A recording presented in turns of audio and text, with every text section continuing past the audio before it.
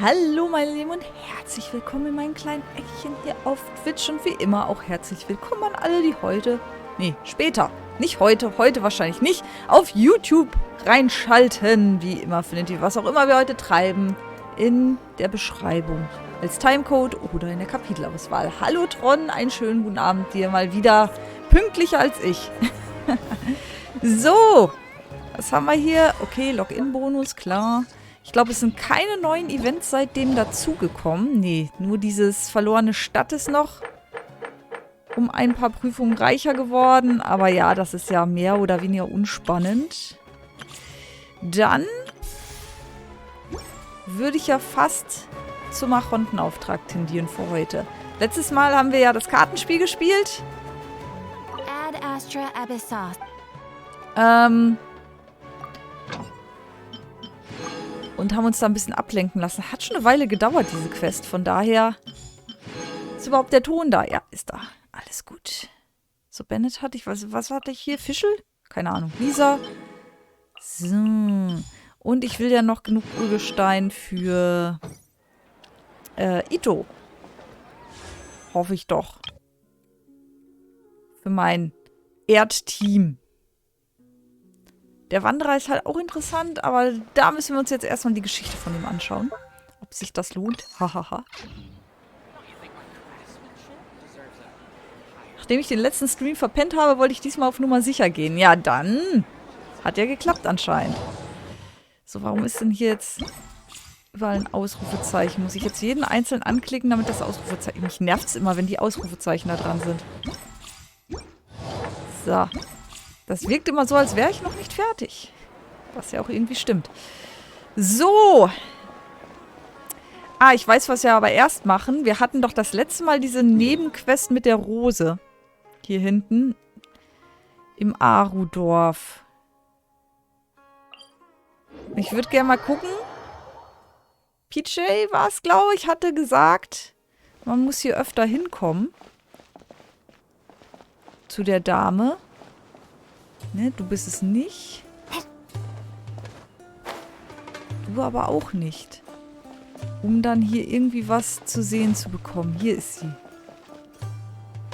Aber da hat sich jetzt noch nicht viel getan seitdem. Okay. Hätte ich noch mehr Bücher anstatt von Setzlingen. Du bist nicht... Warum möchtest du Sumeru-Rosen anpflanzen?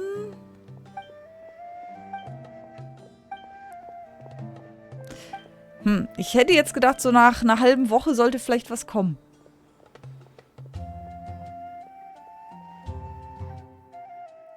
Das ist das Praktische bei E-Mails. Da gibt es den Alles-Gelesen-Button. Ja, den vermisse ich hier auch. So alle Ausrufezeichen bitte wegmachen. Oh, die hält hier aber auch Vorträge.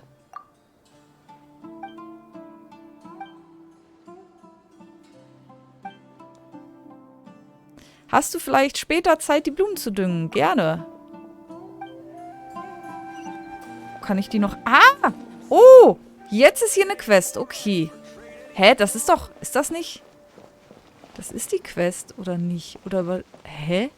Die hat doch vorhin keinen Questmarker. Naja gut, dann... Ah, ihr seid gekommen. Genau wie abgesprochen. Ich habe Butterhühnchen gekocht. Falls ihr Hunger habt, könnt ihr zugreifen. Butterhühnchen. Sehr schön. Paimon nimmt einen großen Teller. Paimon, wo bleiben deine Manieren? Oh, es tut Paimon leid. Keine Ursache. Bitte seid nicht so förmlich. Essen zu lieben ist doch ganz natürlich. Gleich werde ich es aufräumen und euch einpacken. Das ist mein kleines Dankeschön für eure Hilfe früher. Oh, Saba, du bist echt nett. Deine Rosen werden sicher gut wachsen, genau wie du es dir gewünscht hast. Haha, ich hatte in letzter Zeit alle Hände voll zu tun, den Boden feucht zu halten und den Schößlingen scheint es noch ganz gut zu gehen. Das Einzige, was mir Sorgen bereitet, ist, dass sie langsam wachsen. Normalerweise sollten gut erhaltene Keime bald aufkeimen, aber diese hier... Ich weiß nicht, ob es daran liegt, dass nicht genügend Nährstoffe im Boden sind. Wenn sich nichts an ihrem Zustand ändert, sollte ich am besten weiter Dünger hinzufügen. Es wäre am besten, sie noch einmal zu düngen. Ich will einmal versuchen, die Dendrokraft anzuwenden. Ja, versuchen wir es doch. Dann muss ich euch wieder um Hilfe bitten. Das ist doch ein Klacks, wir kümmern uns darum. Okay. Ja.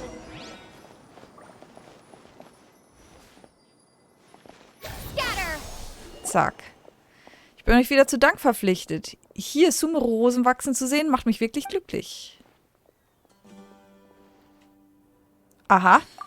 Neue Blätter. Die neuen Blätter entfalten sich langsam und formen volle Knospen aus. Die Knospen erblühen langsam und die von Saba angepflanzten Sumeru-Rosen erstrahlen nun endlich in voller Pracht. Sie bricht eine Sumeru-Rose ab und gibt sie dir und Paimon. Oh, eine helle und wunderschöne, tief purpurne Blume, die einen jeden Vorbeikommenden zum Anhalten bewegenden Duft von sich gibt. Sie wird als Rose bezeichnet, weil sie trotz ihrer Erscheinung genau der Definition einer Rose entspricht. Aha, aber es geht doch nicht, so viele Rosen gibt es nicht. Und jetzt brichst du auch noch eine ab, um sie uns zu geben. Macht dir darüber keine Gedanken. Ohne eure Hilfe wäre die Sumeru-Rose hier niemals gewachsen. Das war doch nur ein kleiner Gefallen.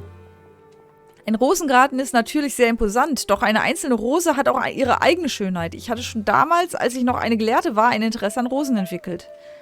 Oh, ursprünglich warst du also eine Gelehrte? Ah, richtig, das habe ich dir noch nicht erzählt, Paimon. Ich war ursprünglich nicht aus Arudorf, sondern bin aus der Akademie hierher gezogen. Kein Wunder, dass du eine sehr elegante Ausdrucksweise hast, ganz wie eine Gelehrte. Paimon, ist alles klar, du wolltest weiter Rosen erforschen und hast sie deswegen angepflanzt, richtig? Nicht ganz. Das Interesse von Gelehrten an einem Forschungsobjekt sollte nicht einfach nur aus dem schieren Willen zur Forschung resultieren, sondern sie sollten diese Welt lieben und deswegen mehr über sie und die Biologie der Pflanzen lernen wollen. Um dir ein Beispiel zu geben, früher hatte ich einmal dieses Forschungsthema, der Einfluss des Wandels in den geografischen Gegebenheiten Sumerus auf der Morphologie von Rosen. Auf die Morphologie. Wenn die geografischen Gegebenheiten Sumerus sich auf eine völlig andere Weise entwickelt hätten, als das heute der Fall ist, was glaubst du, wie sich das Erscheinungsbild der Rosen dann verändert hätte, um sich an die natürlichen Bedingungen anzupassen? Wären sie vielleicht zu Kletterpflanzen geworden? Und wäre das der Fall, würde dann heute vielleicht Kletterrosen an den Mauern der Akademie wachsen? Würden sie riesige Trauben bilden, wenn sie blühen? Wäre das nicht spektakulär? Vielleicht könnten sie auch verschiedene Farben haben, weiß, rot und gold. Dies könnte dann eine völlig neue Art sein. Natürlich kommt es heute nur noch selten vor, dass Menschen neue Arten entdecken. Um gar nicht erst davon zu sprechen, wie früher einmal einige Spitzengelehrte neue Arten gezüchtet haben. Ich will damit sagen, dass in jeder Rose eine große Zahl von Möglichkeiten steckt. Und nach diesen Möglichkeiten zu suchen, bereitet große Freude. Damals hatte ich jeden Tag getrieben von Interesse viel Spaß daran, Proben zu sammeln. Wenn ich so daran zurückdenke, war das wirklich eine sorgenfreie und fröhliche Zeit. Jedenfalls ist es kein Problem, wenn ihr die Rose annehmt. Für mich stellt das wirklich keinen Verlust dar, sondern ich freue mich, sie mit euch teilen zu können. Wenn es euch aber wirklich so unangenehm ist, sie anzunehmen, dann kommt einfach später wieder einmal zu mir und bringt mir dabei ein paar Sumeru-Rosen mit. Es ist wirklich spannend, mit euch zu plaudern. Ganz gleich, was ich sage, ihr werdet nicht denken, dass ich Unsinn rede und mich unterbrechen. Ja, wieso? Ich habe auch einige kleine Geschenke für euch. Für mich haben sie heutzutage zwar keinen Nutzen mehr, doch ihr könnt vielleicht Gefallen daran finden. Wir werden oft zu Besuch kommen. Ihr müsst unbedingt oft vorbeikommen. Aha, kann ich noch öfter vorbeikommen? Nee, okay. Anscheinend haben wir das abgeschlossen. Kann ich mir jetzt meine Rufpunkte da holen? Also Ansehenspunkte, nicht Rufpunkte.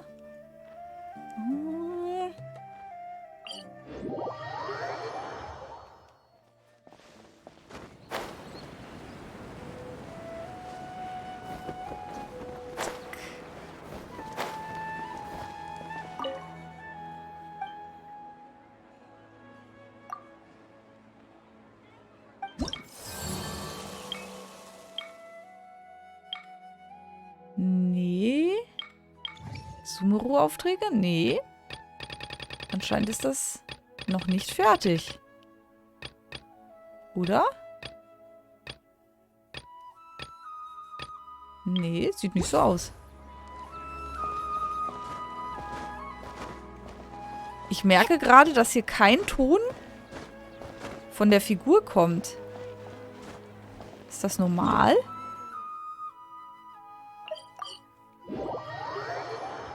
Irgendwie ist der... Normalerweise macht die doch Geräusche, wenn ich renne oder so. Das fällt mir jetzt mal gerade so auf. Muss das so? Moment. Weil wir hatten es ja schon mal, dass keine Sprachausgabe kam. Unter Daten. Ich würde gerne mal... My name is Chong-Yu. My family keine has practiced the Sprachausgabe, art ne? of exorcism uses thaumaturgy and martial arts to conquer Ach, das evil. ist ja spannend mal wieder. There are other means. Heart be pure. Ja, da fehlt was. Ist mir doch gleich aufgefallen. Hier fehlt ein... Tonkanal. Ihr habt auch nichts gehört, ne?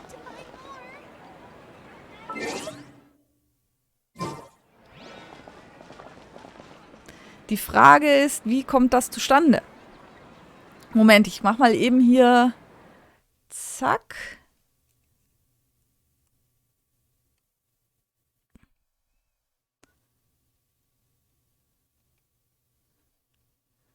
Ich guck mal eben, ob ich irgendwas daran ändern kann.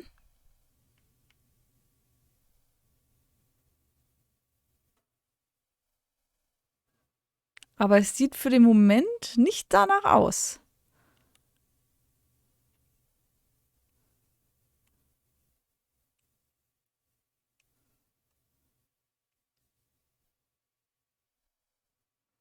Ich starte mal neu.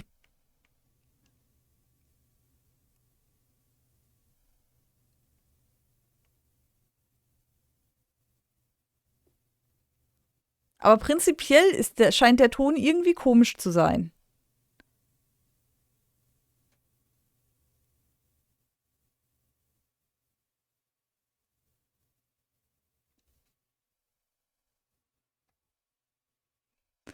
Es fehlt ein Channel. Irgendwo ist der Mix des Tons falsch. Und das hatte ich schon mal.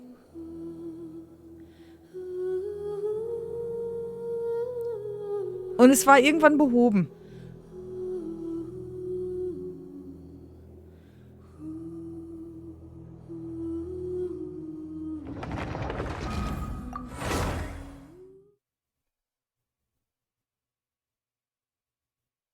Aber woran kann es liegen? Ich habe noch eine Idee. Aber da muss ich an meinen Switch dran.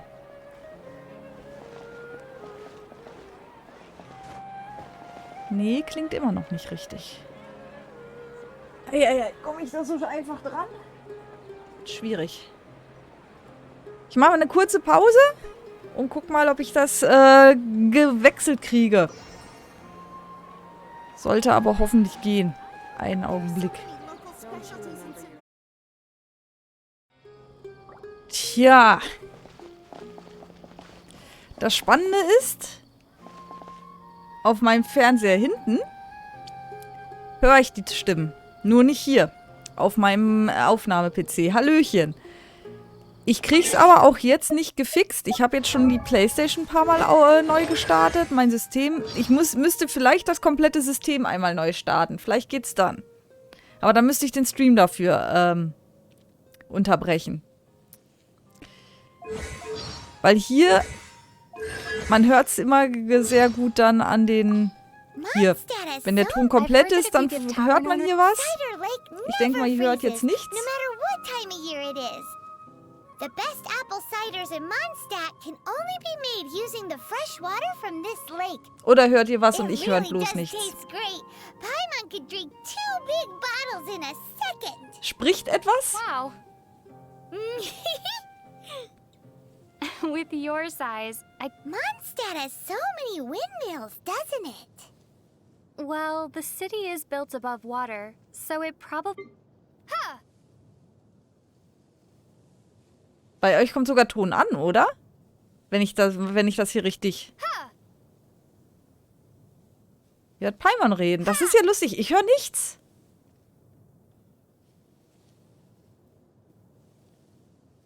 Dann ist das durchgeschleifte Signal kaputt. Da muss ich meinen Rechner neu starten, glaube ich. Weil ich sehe es tatsächlich hier auf meiner Tonanzeige, dass was ankommt. Ich höre nur nichts. Ihr hört was. Das ist ja lustig. Dann funktioniert das Durchschleifen von meiner Capturing-Card nicht richtig. Dann kommt nur bei mir was Komisches an. Das ist ja sehr spannend.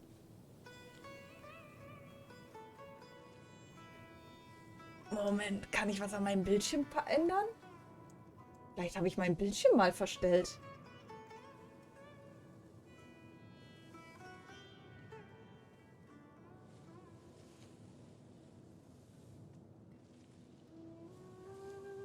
Vielleicht sind die Kopfhörer nicht drin. Das könnte auch sein. Moment. So, einmal hier. Einmal hier. Das könnte sein. Das sind ja Analog-Kopfhörer, wenn die nur so halb drin stecken. Nee. Scheint aber alles richtig zu sein. Oder die Kopfhörer sind kaputt. Ich höre was. Windblade. Das ist ja... Ich höre was. Drop. Vielleicht habe ich einen Wackelkontakt. Ich habe einen Wackelkontakt. Also nicht ich, meine Kopfhörer haben vielleicht einen Wackelkontakt. Jetzt geht's. Jetzt höre ich was.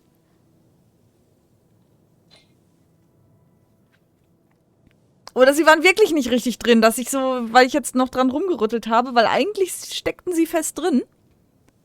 Aber ich höre wieder was, ich freue mich. Mondstadt has so many windmills, doesn't it? Well, the city is built above... Glückwunsch, Hörtest bestanden. Ja, super. So, jetzt können wir mit Verzögerung von einer halben Stunde hier mal weitermachen. Ja, geil. Aber also es ist entweder ein Wackelkontakt oder das steckte wirklich nicht richtig drin. Scheiß Analogtechnik. Bei digital funktioniert wenigstens gar nichts mehr hinterher. So, hier kriegen wir noch ganz viel Urgestein. Weil für Player's Choice. Ah, ja.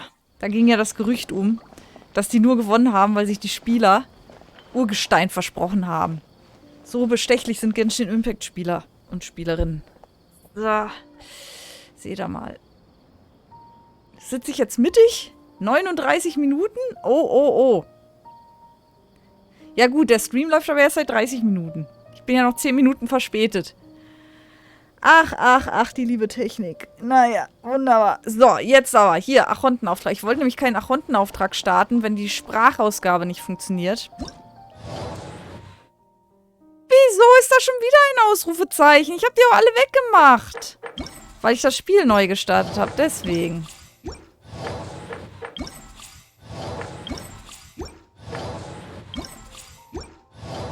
Das hattest du mit eingerechnet. Na herrlich. Gut, dann jetzt aber hier Achontenauftrag.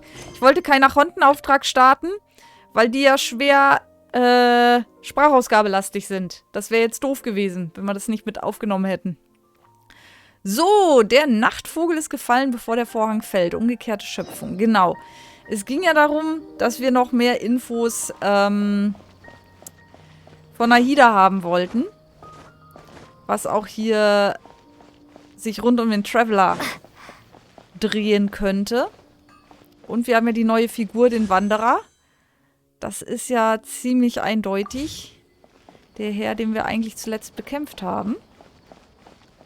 Jetzt muss ich erstmal reinkommen. So, jetzt ist wieder so technische Probleme, die bringen einen immer aus dem Tritt. War doof. So. Ich glaube, ich ändere mal eben die Truppe.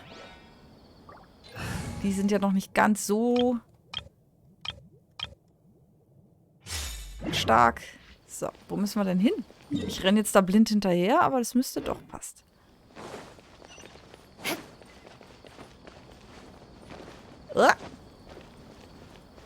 Nee, ich versuche gerade wieder mittig im Bild zu landen und das Mikro möglichst vor der Nase zu haben. So muss es gehen.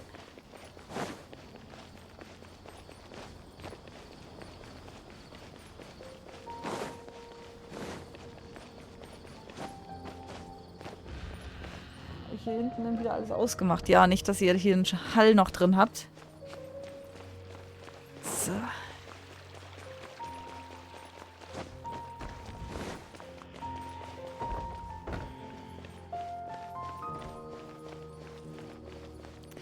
Ja, so verbrät man hier die Zeit.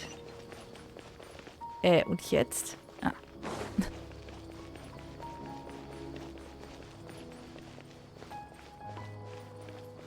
Wo geht's denn jetzt hin? Ach so, ganz oben zu Nahida. Ja, wo Nahida eingesperrt war. Hätte ich vielleicht auch hin teleportieren können? Ja, doch. Könnte ich sogar noch hin teleportieren. Wäre sinnvoll, würde schneller gehen. Nein!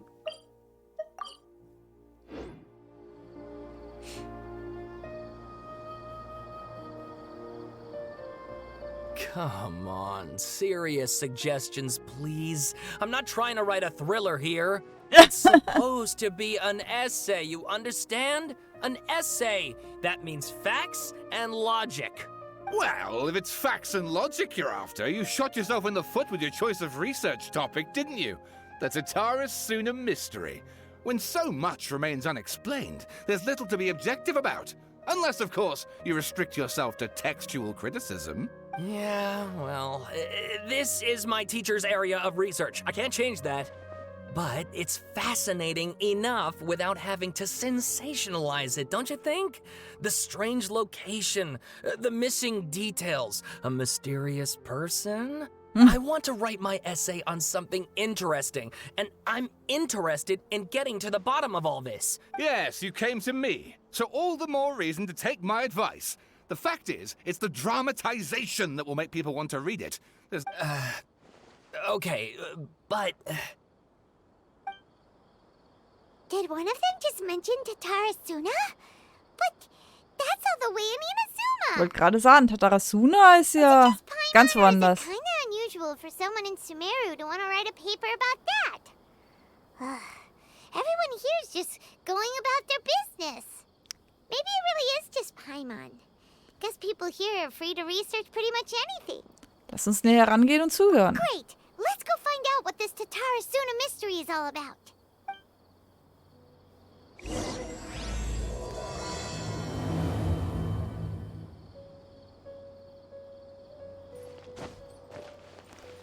Jetzt hört sich auch der Ton viel voller an. Es hat einfach ein Audio-Channel gefehlt. Habe ich auch schon vermutet.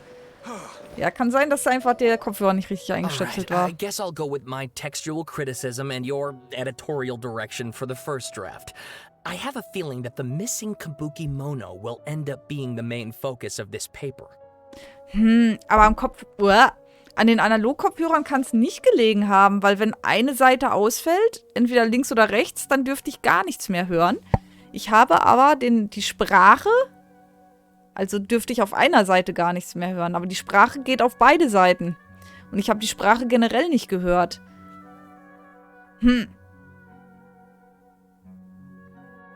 Aber jetzt gerade habe ich hier doch...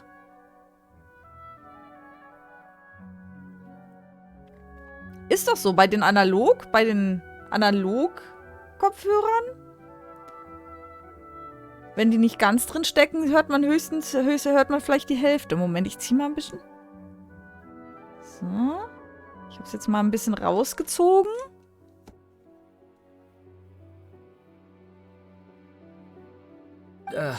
If only we knew where to find that traveler. From what they say about her, this seems like the kind of thing she'd know about. Nee. Also leicht rausziehen hilft nicht. Also entweder ist der Ton da oder gar nicht, aber nicht nur die Sprache. Sehr interessant. Also daran liegt es nicht. Nee, sind keine Surround-Kopfhörer, sind ganz normale Stereo-Kopfhörer.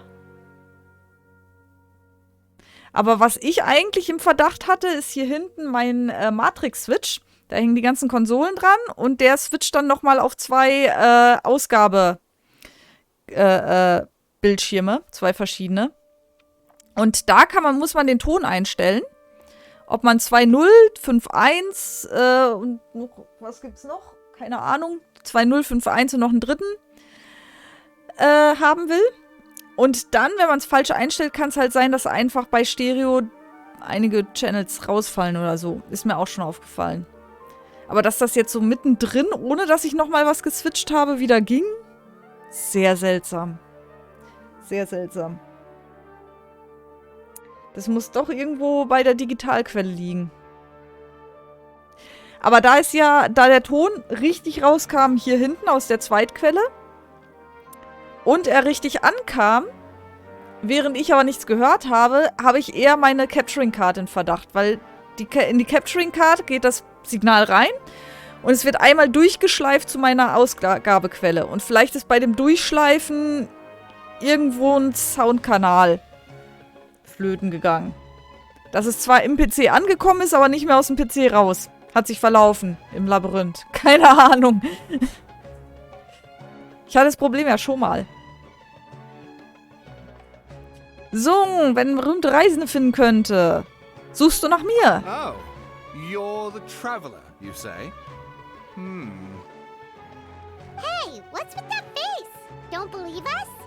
Wenn du mir nicht glaubst, dann gehe ich besser wieder. No. Of course I believe you. Actually, I first heard about your great exploits when I was still in Inazuma. This is my first time coming face to face with you and your mysterious silver-haired companion. I couldn't believe my luck, and out of force of habit, I started, examining the evidence. Oh, Sawada, for the love of... Sorry, we don't get out much, so our social skills are kinda lacking. Traveler, I hear you've helped many people a great deal and been to many places. Would you be able to tell us about Tatarasuna? Actually, we don't know much about that place either. In fact, we only came over here because we heard you talking about it and wanted to learn more.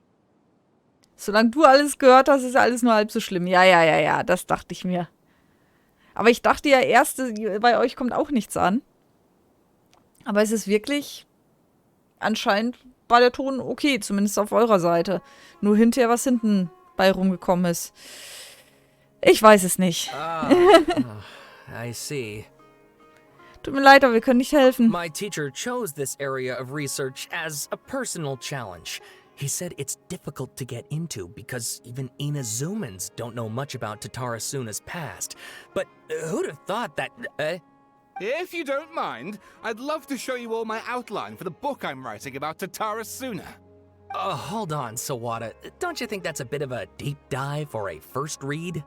Well, fair point. In that case, please ease yourselves in gently by taking a look at Akaba's latest essay draft. Ja, ich habe auch nichts Besseres zu tun. Let me give you some background. This all started with the discovery of some records in Tatarasuna.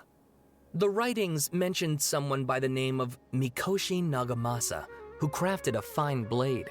But in the end, he threw it into a fire to destroy it, and killed his servant Katsuragi. Why? Well, no one knows. Apart from the swordmaker, his servant, and the one who wrote this all down, the records also mention a Kabukimono. This seems to be an Inazuman word for an eccentric stranger. Someone who dresses funny or acts in an unusual way. That's right. Akaba's teacher has spent quite some time researching these events on the ground. This Kabukimono lived in Tatarasuna for a while before disappearing without a trace. And shortly afterwards, as Akaba mentioned, things got pretty ugly. So first this strange person goes missing, then a murder happens? Seems kind of fishy to Paimon. Kann aber auch gar nichts miteinander zu tun haben. Yes, my thoughts exactly. So I helped out too. I asked everyone I could think of if they knew anything about what happened back then. And wow, did I get lucky! Stop shouting! This part's important. I just wanted to make it stand out. It just so happens that a friend of mine works at the Government Records Office. He looked into it for me, and I can now confirm that all the aforementioned individuals did, in fact, live in Inazuma over 400 years ago. Even back then, Tatarasuna was already at the center of Inazuma's smelting industry. The man in charge was a government official named Niwa. Curiously enough, it seems like he went missing too. Lebt da überhaupt noch jemand? Könnte das etwa bedeuten... So there are two missing people in the story now? That's right! What's more, Niwa is a name with a lot of history to it. Have you ever heard of the great swordsmith clans of Inazuma? Nein, noch nie gehört. Oh, the swordsmiths? Yeah, like Ishin art and so on? Ja, Wow, Kazuha. yes, you really know your stuff. That makes things easier. So basically, this Niwa was a distant relative of the Kaidahara clan, the last practitioners of Ishin art. Something then seems to have happened in the Kaidahara clan, leading to their downfall. I don't know the details, but taken in light of everything else going on around that time, it makes you wonder whether it's all connected somehow. The Kaidahara clan? Sawada, you left out the biggest detail of all. Gibt es etwa noch gewichtigere Anhaltspunkte? Oh, yes, of course. How could I forget? Brace your minds, ladies and gents, for they are about to be blown. Or maybe you won't believe your ears. I wouldn't blame you, of course, because in all my years as a writer, this is by far the most. Und zwar... Get to the point, for Pete's sake. According to information acquired by Akaba's teacher, the Kabukimono was not a human, but a puppet. Die Dings? puppet? Von der Göttin der Blitze erschaffene Puppenagentin Shogun Raiden sollte zu diesem Zeitpunkt bereits mit ihr zusammen über Inazuma beherrscht haben. Aber nein, das war sie ganz bestimmt nicht. Genau, das macht irgendwie keinen Sinn. Es gibt nur eine Erklärung. Dieser Kabukimono war Scaramouche. Aber warum war er vor 400 Jahren in Tatarasuna? Ach echt? Das ist der einzige Schluss? War der auch eine Puppe? Da habe ich was nicht mitgekriegt. Verdammt. Oder vergessen. Aha. Judging by the looks on your faces, you do know something after all. Du gibst Paimon heimlich ein Zeichen. Ach so, heimlich ein Zeichen. Paimon just meant, how creepy. The way you described it makes it sound like a ghost story. I agree, it does. But considering that non-human races in Inazuma are by no means uncommon, spooky events are to be expected. And that's exactly what my book is about. Please, take a look. Eieiei, die Insel der düsteren Wolken. Es heißt, gegen 3 Uhr nachmittags sei ein Mensch nach Tatarasuna gekommen. Von Weitem hätte er die arbeitenden Menschen entlang der Bergstraße zu den Werkstätten gehen sehen. Ihre Schuhsohlen rieben sich an den mächtigen Felsen des Berges und sie stießen sanfte, aber markerschütternde Geräusche aus. Ganz so, als kämen sie durch das Überqueren dieser Schwelle zum Hochofen im Berg und könnten so aus diesem wütenden Feuer unbezahlbar wertvolle Gegenstände Edelsteine herausholen. Mensch, natürlich können diejenigen, die nicht zu dieser Zeit gelebt haben, diese Leidenschaft kaum verstehen. Freudig erregt begrüßte dieser Mensch die anderen, lief zu ihnen hinüber und schloss blitzschnell zur Truppe auf. Ein großer, muskulöser Kerl aus der Truppe klopfte ihm auf seinen Rücken und sprach dennoch respektvoll zu ihm. »Wer gibt uns die Ehre?« »Meister Miyazaki, zurück von seiner Reise nach Inazuma, welch eine Leistung!« Miyazaki ließ sich zu einem Lächeln hinreißen und lachte wie ein unerfahrener Jüngling und zeigte eine entspannte Miene. »Katsuragi, Inazuma ist die Stadt des Shogun. Und um von dort zurückzukehren, fahre ich auf dem schnellsten Schiff und bereise die schnellste Wasserstraße. Was soll daran schon gefährlich sein?« »Gibt es gute Neuigkeiten?« »Natürlich gibt es die.« Die beiden brachen in schallendes Gelächter aus und scherzten mit den anderen Arbeitern bis zum Ende des Pfades. Ein junger Mann mit einem einfachen Leinenhemd und einem Tuch auf dem Kopf stand vor einem Ofen und schaute ins Feuer. Feuer zum Schmieden von Stahl ist mit nichts anderem vergleichbar. Die Größe der Flamme beeinflusst den rohen Stahl und spiegelt sich in der Qualität der Klingen wider. Der in die Flamme blickte, war ganz ungewöhnlich. Auf seinen Fingerspitzen saß eine Eidechse. Sein Gesicht zierte ein Lächeln. Der Raum war sehr groß, der Hochofen reichte weit nach unten. Angeblich arbeiteten dort die meisten Menschen zusammen und doch stand er hier ganz allein.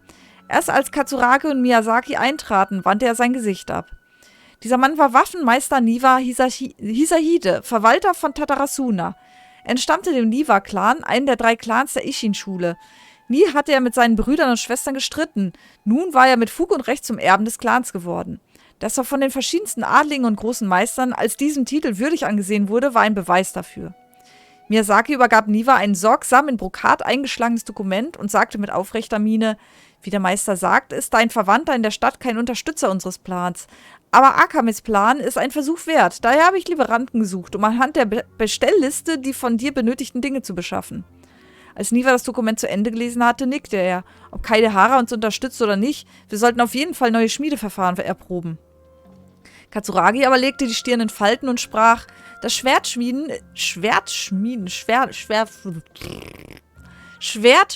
ist bereits eine überaus ausgefeilte und komplizierte Technik. Die Meister sind schon so erfahren und wollen doch immer weiter daran feilen. Wirklich beeindruckend.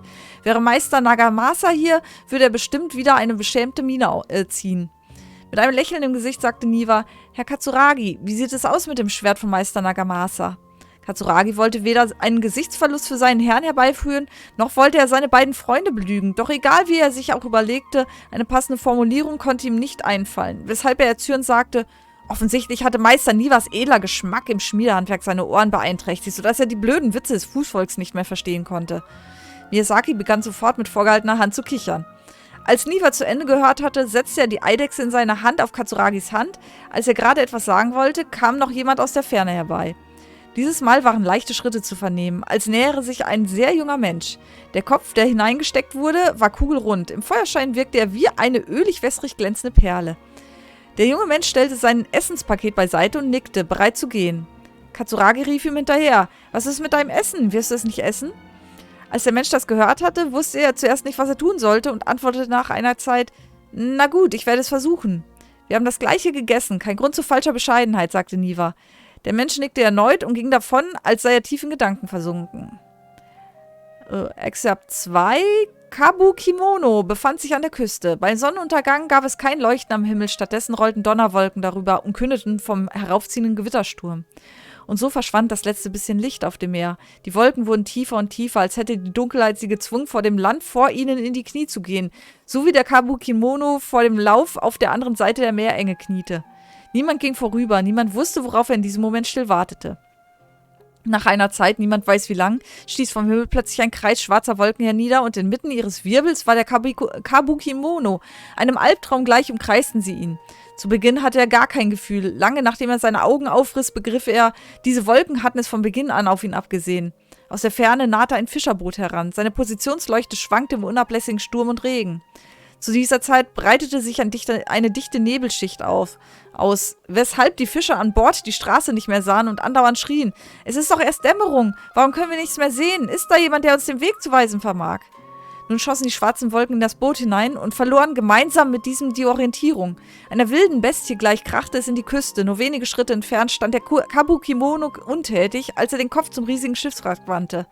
Von dem, der dort zuerst geschrien hatte, war nichts geblieben als ein halber Arm, der nun mit einem dumpfen Knall vor die Füße des Kabukimono fiel. Er ging in die Hocke und betrachtete ihn, wobei er sich gegen den Drang sträubte, einen Bissen davon zu nehmen. Zuletzt unterließ er es jedoch, denn die wirbelnden schwarzen Wolken hatten schon all das, was noch auf dem Schiff verblieb, verschlungen. Der Kabukimono starrte darauf für eine lange, lange Zeit, bis er wie aus einem Traum erwachte. Als er zu sich kam, hatten sich die schwarzen Wolken bereits verstreut. Von ihnen blieb keine Spur. Und das Boot vor ihm, war das nicht einfach vom Blitz getroffen worden? Wer konnte das schon wissen? Dem Kabukimono wurde es nicht klar. Excerpt 3. Katsuragi eilte zur Tür und rief: Meister, im Hochofen ist etwas passiert. Ich konnte keine Spur von Meister Niwa finden und Meister Miyazaki sucht in der Ferne um Hilfe. Bis heute kam kein Brief von ihm zurück. Was sollten wir tun? Mikoshi Nagamasa drehte sich langsam um. Mit einer Miene wie bei einer Beerdigung und einer besonderen Schwere in der Stimme sagte er: Katsuragi, ich möchte so etwas nicht sagen, aber Meister Miyazaki wird vielleicht nicht zurückkehren. Katsuragi Blick ging an Nagamasas breiten und festen Schultern vorbei und zum Fenster heraus. Über dem Meer rollten schwarze Wolken herum. Die bedrückende Dunkelheit war furchteinflößend. Die pechschwarze Nacht wurde zum einzigen Wetter und gierte danach, die Form von Yokai anzunehmen und ganz Tatarasuma zu verschlingen. Es sind schon über 1 Dutzend Menschen gestorben, deshalb... Wie als hätte er sich von einem schweren Schlag erholt, erinnerte sich Katsuragi plötzlich. Deshalb mussten sie in der Ferne um Hilfe suchen. Miyazaki war als erster mit dem Schiff aufgebrochen. Als er ging, hatte sich diese Form von Wolken gerade erst gebildet. Dafür von Tatarasuma nach Inazuma zu reisen und dort um Hilfe zu bitten, war in normalen Zeiten keine große Schwierigkeit. Doch Miyazaki war nach langer Zeit immer noch nicht zurück. Der 2., der 3., der 4., auch der Kabukimono hatte die Insel mit dem letzten Boot verlassen. Das Wetter, bei dem er aufbrach, schlecht und sein Schicksal ungewiss. So rum. Ha! Katsuragi holte ihn zurück und behandelte ihn, als sei er sein Eigenfleisch und Blut. Er wollte ihn nur ungern gehen lassen. Doch so dringlich wie die Lage von Tatarasuma war, wäre es das Opfer auch noch so vieler Leben wert, wenn damit nur der Segen der Hauptstadt erreicht werden würde. Niwa verschwand und niemand wusste, wohin er gegangen war. Nach einer Weile führte Nagamasa erneut eine Truppe in die Berge, um alles vom Hochofen ausgehend abzusuchen, was jedoch nicht von Erfolg gekrönt war.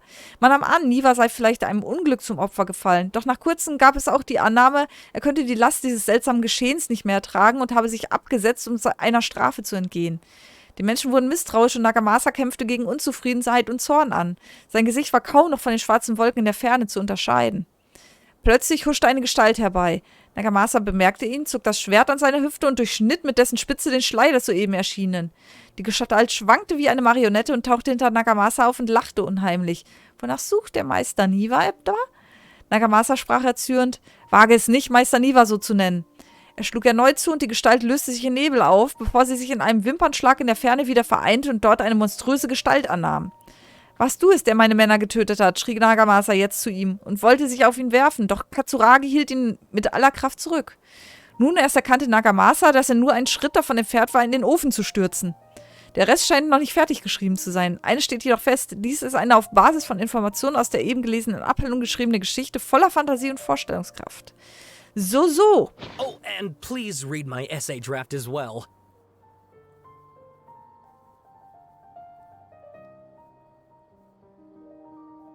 Machen wir hier Märchenstunde heute, oder was? Ei! Moment.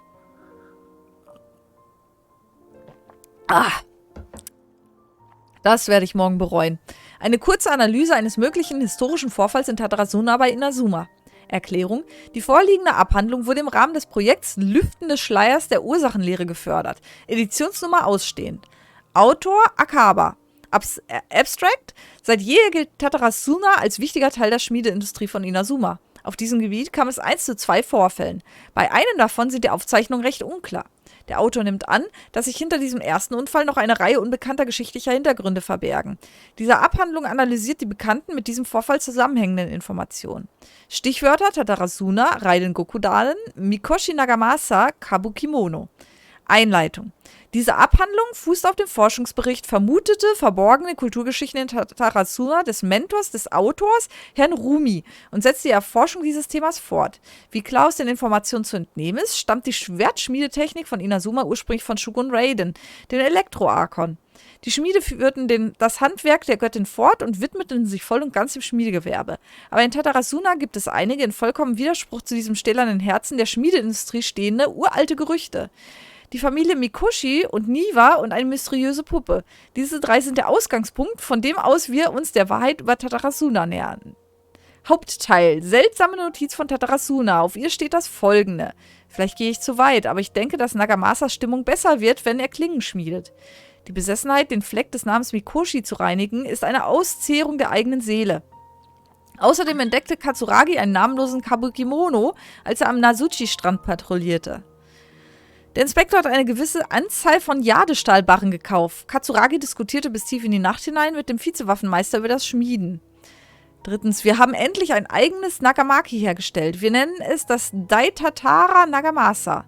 Der Inspektor war gut gelaunt und er und der Vizewaffenmeister Nozumu war so angetan von der Schönheit von Daitatara Nagamasa, dass er ein Bild von ihm zeichnete. Und er vollführte einen Schwerttanz mit diesem sich herumtreibenden Kabukimono. 4. Und wir konnten diesen Kabukimono nicht finden. Der Inspektor geriet in einen Wutanfall und schlug auf Katsuragi ein. Die große Klinge schnitt tief in das Fleisch und er warf sein eigenes Nagamaki in die Flammen des Ofens. Nozomu konnte sich nicht an diesen Befehl halten und zog die völlig geschmolzene Waffe aus dem Ofen. Er wurde furchtbar verbrannt. 5. Nozomu starb in dieser Nacht. Ich wage zu behaupten, dass Katsuragi vielleicht ein Fehlverhalten begangen hat, aber es geschah aus der Güte seines Herzens.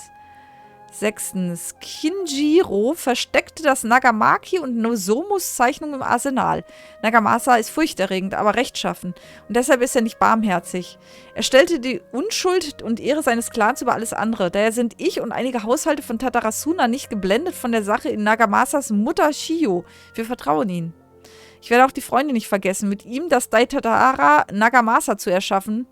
Die Freude nicht vergessen, mit ihm das Daitatara Nagamasa zu erschaffen und die Freude, den namenlosen Kabukimono bei seinem Schwerttanz mit Katsuragi zu beobachten. 7. Bevor wir uns zurückzogen, hätten wir den Arsenalschlüssel in 3 Teile aufteilen sollen. Einen für den Inspektor, einen für den Waffenmeister und einen, der in Tatarasuna selbst zurückgelassen wird, um Diebstahl zu verhindern. Aber wir hatten es zu eilig und da weder der Inspektor noch der Waffenmeister auffindbar waren, war ich so dreist, die 3 Stücke in Schatztruhen in Tatarasuna zu verstecken. Aha.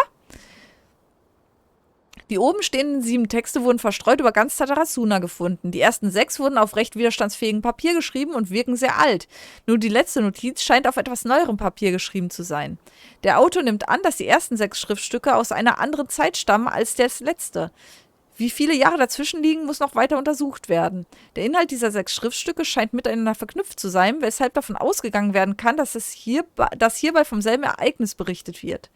Rumi hat in vermutete verborgene Kulturgeschichten in Tatarasuna, im weiteren Textverlauf als Kulturgeschichte bezeichnet, erwähnt, dass Gelehrte aus Sumeru nach Inazuma gereist sind und in der Region von Tatarasuna deren Kultur und Geschichte untersucht haben. Auch wenn sich Tatarasuna bereits zur Zeit des Verfassens von Rumis Kulturgeschichte nach einer Reihe unvorhergesehener Ereignisse im Niedergang befand, war der dortige Zustand noch deutlich besser als zum Zeitpunkt des Verfassens dieser Abhandlung. Das Zentrum von Tatarasuna ist heutzutage vollkommen unbewohnbar und tatsächlich auch unbewohnt. Die Behausungen finden sich alle in Ufernähe, wo die Menschen vom Meer leben. Von ihnen erfuhren die Gelehrten aus Sumeru von großem Reichtum, den Tatarasuna früher hatte. Vor vielen 100 Jahren, in einer Zeit, die als goldene Zeit bezeichnet werden kann, stand Tatarasuna unter der Verwaltung von Waffenmeister Niwa, Vizewaffenmeister Miyazaki und Inspektor Mikoshi Nagamasa. Gleichzeitig betonten gerade die Älteren mit längeren Familientraditionen immer wieder, dass es in Tatarasuna einst seltsame Gerüchte gegeben habe. Die meisten dieser seltsamen Gerüchte drehen sich um Yokai und strotzen nur so vor Besonderheiten von Inazuma. Nur ein kleiner Teil sprach von einer Puppe. Es ist wichtig zu wissen, dass die Puppe kein gewöhnlicher Yokai von Inazuma ist. Die Gelehrten waren sehr verwundert und stellten daher weitere Fragen zu diesem Thema und erhielten so die folgenden Informationen. In Tatarasuna tauchte einst eine Puppe auf. Sie hatte eine hübsche Erscheinung, war passend zurechtgemacht und verstand sich darauf, die Ritzen auf ihren speziellen Gelenken zu verbergen. Wenn es nicht ab und zu jemand erwähnte, bemerkten Beistehende kaum, dass es sich um eine Puppe handelte. Außerdem schienen die Ritzen auf den Gelenken mit der Zeit weniger zu werden, als könnten sie schließlich ganz verschwinden und die Puppe schließlich zum Ebenbild eines Menschen werden. Der Name der Puppe war kaum jemandem bekannt. Man konnte nur heraushören, dass sie in Tatarasuna aufgetaucht war und am Zentrum sowie am Strand gesehen wurde. Es heißt, sie habe lange am Strand gestanden und auf die Stadt von Inazuma, von der sie durch das Meer getrennt wurde, geblickt. Niemand wusste, was es dort zu sehen gab oder was sie dort sah. Wie bereits erwähnt, tritt in 6 der Texte ein namenloser Kabukimono auf. Das Wort Kabukimono wird in Inazuma häufig verwendet, um Menschen zu beschreiben, die sich seltsam kleiden oder seltsam verhalten. Daran kann man erkennen, dass solche Personen einen tiefen Eindruck bei den anderen Menschen hinterlassen. Der Autor vermutet, dass, sofern es in Tatarasuna wirklich eine Puppe gegeben hätte und diese keine Angst ausgelöst hätte, diese in Anbetracht der gemeinsamen Lebensweise von Menschen und Yokai in der Gesellschaft von Inazuma höchstwahrscheinlich zu einem der Bewohner von Tatarasuna geworden wäre. Bezüglich des weniger dokumentierten Kabukimono ist es möglich, dass dies lediglich eine andere Bezeichnung für die Puppe gewesen wäre. Wenn sich jemand ungewöhnlich prächtig kleidet, achten die Menschen weniger auf ihre verbleibenden Eigenschaften. Diese Inferenz muss noch durch weitere Beweise untermauert werden, kann aber vorerst als Hypothese beibehalten werden. Der Autor hat anhand der historischen Daten aus Inazuma eine Liste der möglicherweise mit Tatarasuna verbundenen Persönlichkeiten zusammengestellt. Beginnend mit den Verwaltern ist sie hier aufgeführt. Waffenmeister Niwa, vollständiger Name Niwa Hisahide. Erbe der Ishin-Schule des Niwa-Clans, welcher gemeinsam mit dem Akame-Clan und dem Kaidehara-Clan als Ishin-Sansaku bezeichnet wird. Den Aufzeichnungen zufolge war Niwa ein bescheidener Mann, sehr intelligent und so ideal für die Verwaltung von Land und Leuten geeignet. Sein späterer Verbleib ist unbekannt. Es ist anzunehmen, dass er Tatarasuna nach dem Vorfall mit seiner Familie verlassen hat. Vizewaffenmeister Miyazaki, vollständiger Name Miyazaki Kaneo.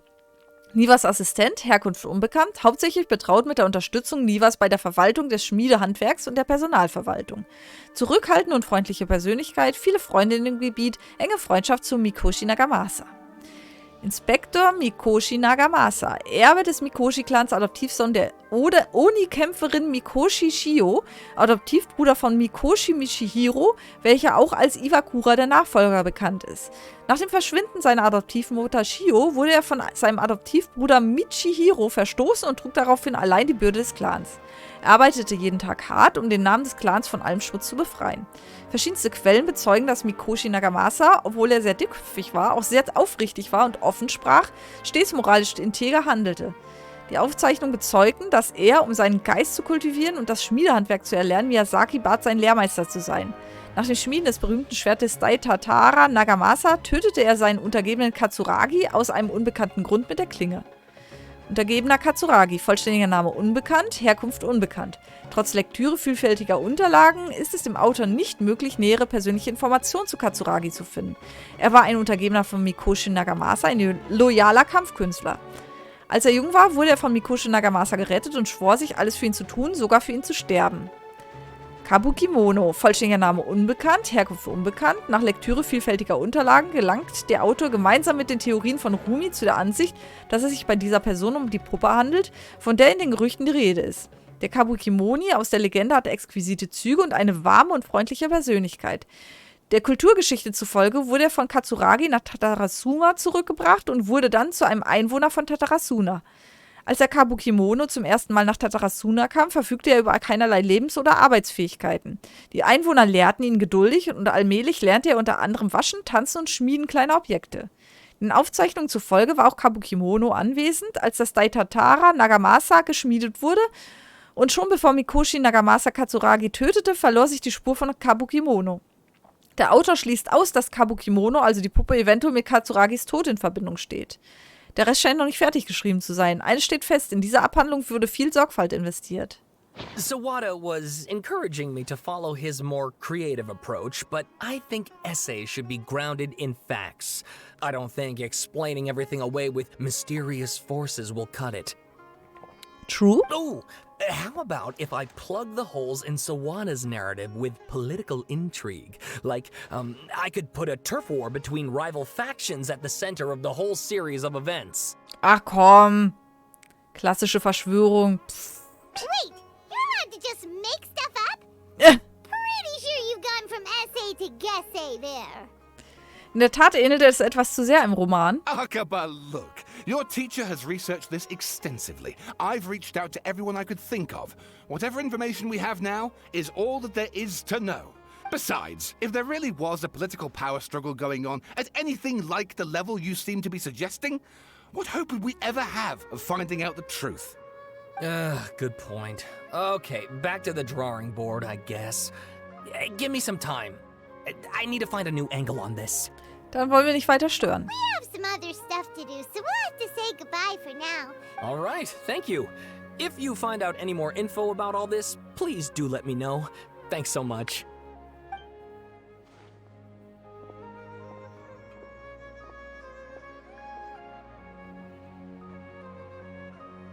Hey, so that thing they were talking about, it has to do with the balladeer, doesn't it? Ja. Okay, then even if we did know something about it, we probably couldn't share it with them, huh? After all, we kicked his butt and got him locked up. Information about people like that is usually super confidential. If you ask Paimon, Akaba should just pick a different topic. There must be as many essay topics as there are trees in the forest. There's no point in... Hallo, dich kennen wir doch. Was ist los? Hey, did you see that? He literally just went by, over there. It looked like... the balladeer! No, it can't have been. He got locked up. Oh, quick, let's catch up and see.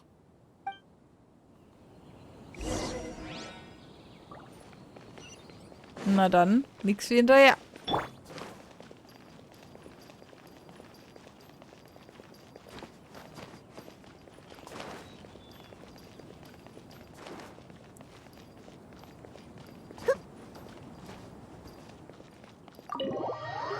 Der ist ins Heiligtum rein? Okay.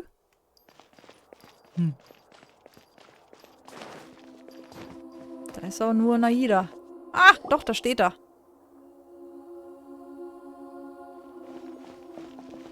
Traveler, Paimon, there you are. Nahida, bad news. We just saw the balladeer strolling around in public. Did he escape or... Ah, it's him! Sure enough, you're here. Hey, what are you doing in the sanctuary of Surasthana? Aren't you supposed to be locked up? I know you must have a lot of questions. Please, allow me to explain. It was my idea to set the balladeer free. We made a deal, and he's gonna do some investigation in Irminsul for me. Ach, so einfach. Nachdem er vorher Gott spielen wollte. A deal? Huh. You sure you trust this guy? What did you expect? Why do you think Sumeru would keep me around otherwise? Or maybe killing me is all you can think about. But if that's the case, why haven't you done it already? Don't flatter yourself. It was... Nahida said there's still some mysteries in you to figure out. Ah, so if it were up to you, you'd finish the job? Guess I had you all wrong. There I was thinking you were just getting cold feet. Kein Kommentar. Well, that escalated quickly. Not a good start. Could I ask you all to please calm down? But Paimon's worried about you, Nahida. Don't let him trick you. It's not every day you see people questioning the God of Wisdom's judgment. Just when you think you've seen it all. Don't you dare try to drive a wedge between us! As long as the terms are reasonable, I don't think there's a problem in making a deal. Even with the balladeer. Well, I for one have no reason to doubt you. considering you even struck a deal with the doctor. Yes, one in which I gained valuable information. You'll come to understand more about that in the fullness of time. The Balladeer's power was all but completely spent after your battle. He's no longer strong enough to be a strategic threat to us. That puts him in quite a precarious position. Plus, he's a former Harbinger with knowledge of many of the Fatui's sensitive secrets. Being stuck here in Sumeru could make him a sitting duck, depending on how the Fatui plan to respond. Naja, gefangen ist er ja nicht, wenn du ihn rauslässt. Wait a second. Farmer? You mean he's not a Harbinger anymore? I take no pleasure in saying this, but it seems as if the doctor had no intention of welcoming back a loser, so... Ist Scaramouche zu einem Ausgestoßen geworden. Sometimes it's you using them, other times it's them using you. Most human relationships are this way. Certainly all the stable ones are. That's how it was between me and the Fatui. And also between each of the Harbingers. Na, es scheint ja eine ganz stabile Gruppe zu sein. So as long as you have some value to offer, nobody will ever abandon you. But after recent events, even I have to admit that I'm not worth quite what I used to be. Ah ja? Wie bedauerlich. Well, if the Fatui are gonna reevaluate my utility, I need to have a backup plan for myself. As we discussed, I don't like causing harm to living beings, and you said you need protection. So, why not join forces with us? I think these two have made their objection to that idea fairly clear, don't you? And they're your friends, so I guess you'll be siding with them. Yeah, obviously! Nahida, don't listen to him! Then let's put that discussion to the side for now. We still have time. Today can be a trial run. Where we go from here will depend on how well we manage to cooperate today. All right, then I'll do what we agreed. Good. Go now, and keep in touch. Nahida, are you serious about this? Das ist eine gute Frage. Meinst du das Yes. fucking ernst? I have my reasons for this decision. In fact, I'm largely doing it for your benefit. Mit mir? Yes. As I told you once before, there's information about your twin in Irminsul. Oh, yeah. Actually, that's the whole reason we came to see you today. So, you have an update on that? Mm-hmm. You may remember me mentioning that the Fatui had not included your twin's details in the Descender category. This is an extremely important point. It's possible that the Fatui have other information that even I don't know about. And since the Balladeer used to be one of them, he'll be better acquainted with this information than I am. Ja, aber dafür müssen wir ihn ja nicht freilassen. He was granted the power to connect with Irminsul when he almost became the god of a new era. Even though he no longer has the Gnosis, some traces of its power remain in him. He can still connect. The amount of information in Irminsul is vast beyond description. Sifting through all of it without knowing what to look for would take too long, even for me. So I asked the Balladeer to search in Irminsul for any information about the Descenders. He's more familiar with this kind of information and should be able to find it more quickly. Und was, wenn er dich hintergeht? Exactly! Or what if... Paimon just doesn't trust him! He's treated us as enemies every time we've run into Gib's him! ihr, Paimon, gib's I ihr. understand. But sometimes, everything is dictated by which side you're on. How things will go in the future depends on what information he brings back. And Traveler, I know what your heart desires most of all. Our minds have connected several times before. There is a corner of your heart reserved for an intense longing. A feeling of being all alone in the dark, searching for the one candle whose light still burns. As Sumeru's deity, it is my responsibility to be on guard against the Balladeer. But as someone who counts you as a friend, I want to do something for you. If this deal with the Balladeer can give you the answers you've been longing to find, then it's worth it. Danke, Nahida. It's my pleasure, really. You're Sumeru's hero. You've more than earned it. Ich bin von ganz Teyvat der Hero. Paimon's still worried about this idea. Is there anything we can do to help? I was gonna contact you about that, but then you suddenly showed up on your own accord. Seems like we have a telepathic connection. In fact, I was going to ask you to supervise the balladeer on my behalf while he carries out the task I assigned. Ach, jetzt müssen wir auch noch Babysitter spielen. Even though he only has a fraction of his full power left, that's still a fraction of a former harbinger. If you could accompany him, it would put my mind at ease. Of course, I'll be there to help guide you through Irminsul from the outside. Okay, verstehe. Great. Thank you. Prepare yourselves. I'm going to transport you into Irminsul. Was jetzt? Sofort? Auf der Stelle? Wow. It looks pretty different here compared to last time. Mhm. The colors are gentler. Guess that must be because Sumeru's at peace now.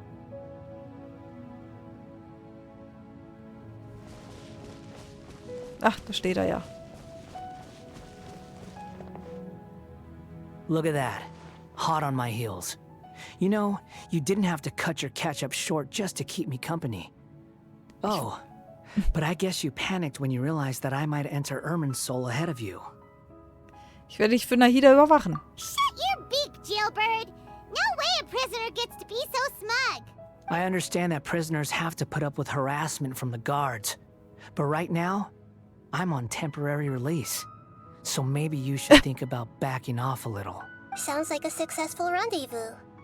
I need to be quite clear about something. In a few moments, you'll be entering into the innermost region of Irminsul. It is an environment like no other, and the most important place in all of Sumeru. Unlike anywhere else, Irminsul's inner region consists exclusively of torrents of information. You must put aside your differences and be extremely careful as you navigate your way through. I know there are many grievances between you on both sides, but it is essential that you remain calm after entry. This is as much for your own safety as anything else. Ich verstehe. Fine. Let's call it truce. But only until this mission's over. Let's cut each other a little slack, shall we? We are going to be traveling together after all. Per my agreement with Lesser Lord Kusanali, I'll be at the front. It's my job to lead the way and get rid of any obstacles in our path. All you have to do is keep your pretty eyes open and try not to fall behind. You sure are confident. Paimon will give you that. You make it sound like you're even more experienced at adventuring than us. If there are no further objections, I suggest we get going. Or did you need some time to mentally prepare yourselves? Ugh, the snark on this guy. It's unbearable. Deinen Sarkasmus kannst du dir sparen. We can start now. Irminsul access granted. Initiating connection procedure. Is this a small sapling? Oh, darn it! Come on, let's catch up with him. Ja. Ich bin ja schon unterwegs.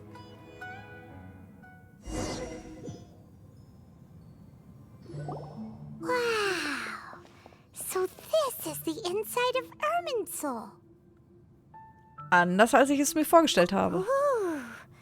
Paimon's never seen anything like this. And it feels like a sacred place. Irminsul is closely intertwined with the entirety of Teyvat. Every bit of information flowing here means something. Pick your jaws up off the floor. It's time to go. Why is it that Paimon just wants to do the opposite of everything he says? Ich will einfach das Gegenteil tun. Lesser Lord Kusanali, we will now proceed to the heart of Irminsul. Can you still sense where the heart of Irminsul is? Yes. Permission to begin searching for information there? Permission granted. Go ahead. Let's go.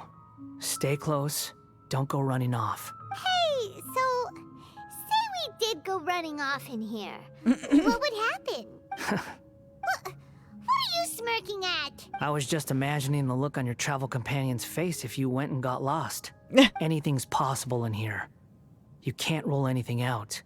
So if you want to stay safe, your best option is to stick close to me. Okay. Oh, sehr viel weiter komme ich nicht. Könnten wir ein bisschen schneller gehen? These sapling things have spread out. Those are all packets of information from inside Irminsul. Be careful not to touch them. Aha. Okay. Berühren dürfen wir sie aber nicht. Okay. Warum gehst du dann direkt drauf zu?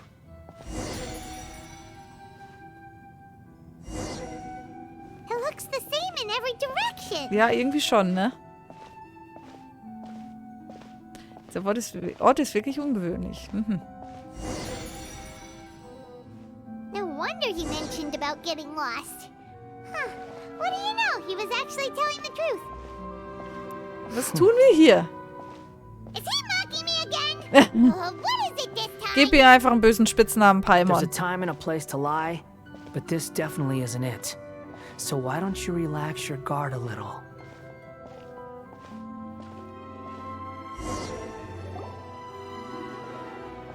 We're here.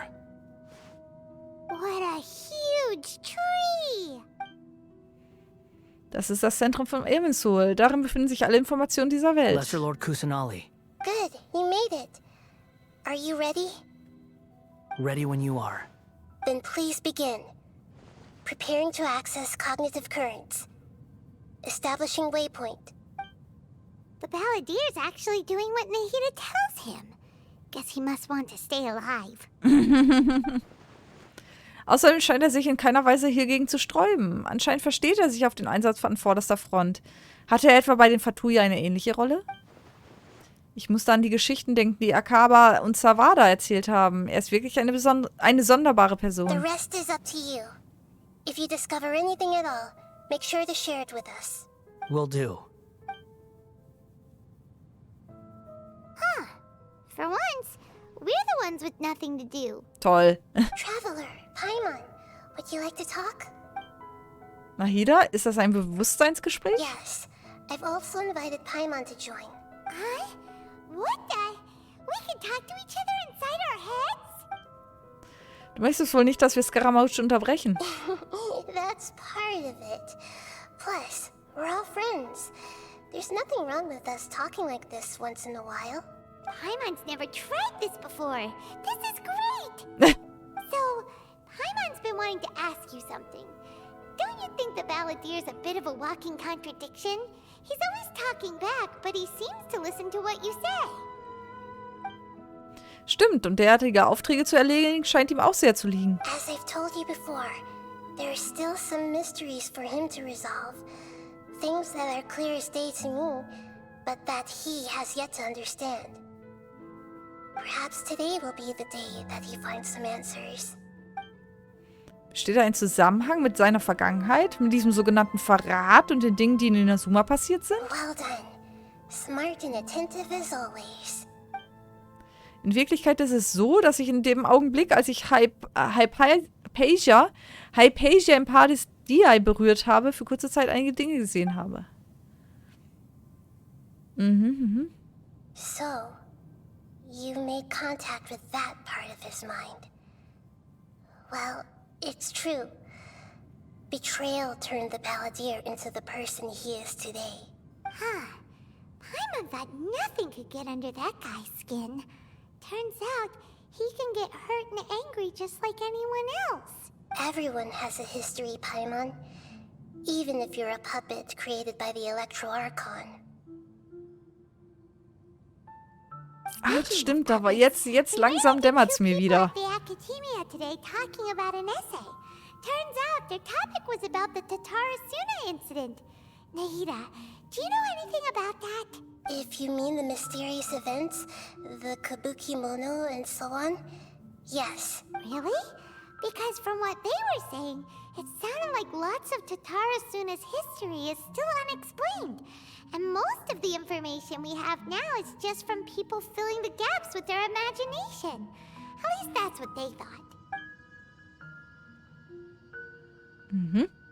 Oh? How interesting. Those two managed to deduce quite a lot through guesswork alone. Tja, ja, So the Wissenschaft, guessing Baby. got it right? Well, they guessed right about one thing. Tatarasuna was sabotaged. Must be a riveting conversation you three are having.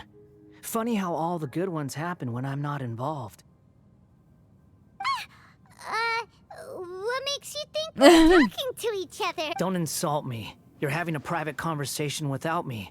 Obviously, I must be the topic of said conversation. Wir haben nicht die Pflicht, dich einzubeziehen. Of course you do. You can't have your prisoner knowing too much. So, have you found anything yet? Still looking. Don't get your hopes up, though. You and your twin come from outside this world. It wouldn't surprise me if there was nothing on either of you in Irminsul at all. Wait, how did you know about that? Didn't Nahida tell you? It's not like we've never met before. And anyway, you're world famous. It'd be more surprising if I didn't know a few things about you.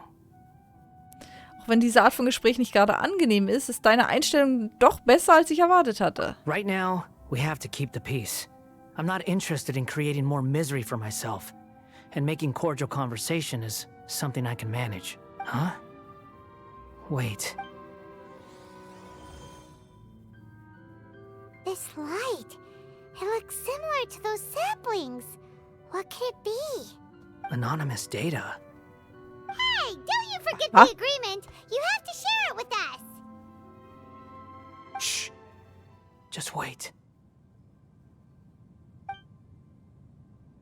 Mr. Niwa, are you certain this is worth the risk? We are talking about Tatara Suna's furnace, after all.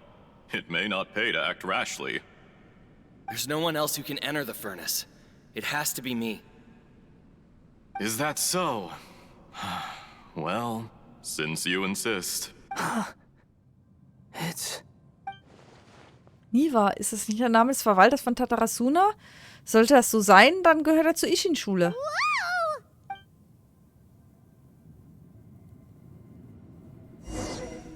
Was jetzt? I have been in Tatara Suna for some time now.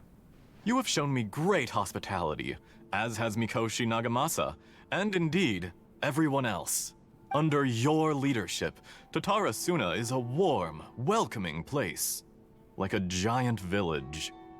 People are gainfully employed. Their lives have purpose. As I understand, the Raiden Shogun has, in recent years, eliminated much of the evil that plagued Inazuma. As for Tatara Suna, it was originally established as a means of safely disposing crystal marrow. The forging industry with crystal marrow as a raw material has since flourished, giving rise to generations of swordsmiths. So, skills, blood, dreams. Every smith brought into this trade looks to find their purpose between steel and blade. That is why you accepted the proposal brought to you by myself and Akame. Yes, well, were it not for you coming to Inazuma and happening to make Akame's acquaintance, the two of you never would have joined forces. And he would be the first to admit that there's no way he could have revolutionized our forging process like this on his own. At least not on the same timescale. You allowed Akame to take all the credit for a method that you jointly developed.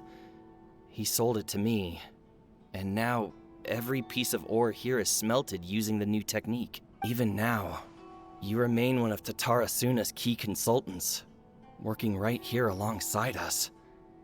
You flatter me. From the outset, I saw much that was commendable in the forging industry of Inazuma. So you say, Escher. But is this really the truth? My good sir. I tried to resist thinking it was all connected. Because I didn't want to speculate. And I didn't want to believe that things could turn out this way. What have we gained from adopting your new technology? Ominous black smoke? Mounting production problems? Worker fatigue and casualties are up and continuing to rise at an alarming rate. And recently, as you well know, someone died because of that strange filth inside the furnace. We've kept the truth from spreading outside, but still, I suspect you understand it better than I do. None of the people who went out to get help have come back. Now, our mutual friend, the Kabukimono, is taking the Golden Feather to Narukami Island to seek an audience with Shogun. This is our last hope. But that doesn't faze you, does it, Escher? Nothing does. Otherwise, why would you still be standing there with that smile on your face? Oha. I'm just surprised that you finally chose to be so sincere. I'm sure you've been harboring these suspicions for quite some time. Mikoshi Nagamasa may have noticed that there was one common denominator among all these events. Namely you, Escher. But Mr. Mikoshi is more cautious than I. He does things by the book. After all, Nagamasa is the adopted son of Mikoshi Torichio, the yokai struck down by the shogun's own hand. If he truly seeks to redeem his family's honor, an abundance of caution is well advised. You're well informed on the subtleties of his situation for a mechanic all the way from Fontaine. Are you sure you're not a little overqualified? Why, Mr. Niwa, are you suggesting I find a job as a diplomat? Sadly, I am so very attached to my craft. Enough, Escher. I'm here because an evil force is raging inside the furnace. And someone needs to take your new device inside the high-risk zone so we can absorb it and put an end to the problem. I'm in charge here. And I'm about to take some responsibility and head inside. Probably to my death. But what about you? Judging from the look in your eyes, you don't seem to trust me. Nicht nur vom Blick her, Drop auch von the den act. Worten. We're past that now. Whoever you are, it looks like your plan to destroy Tatarasuna has worked. I just want to know what you're still doing here. What's left? Don't you have all your answers by now? Honestly, I'm just waiting for the right moment. Ey, oh, ah! A moment like this, where you finish talking and I stop you from entering the furnace. You...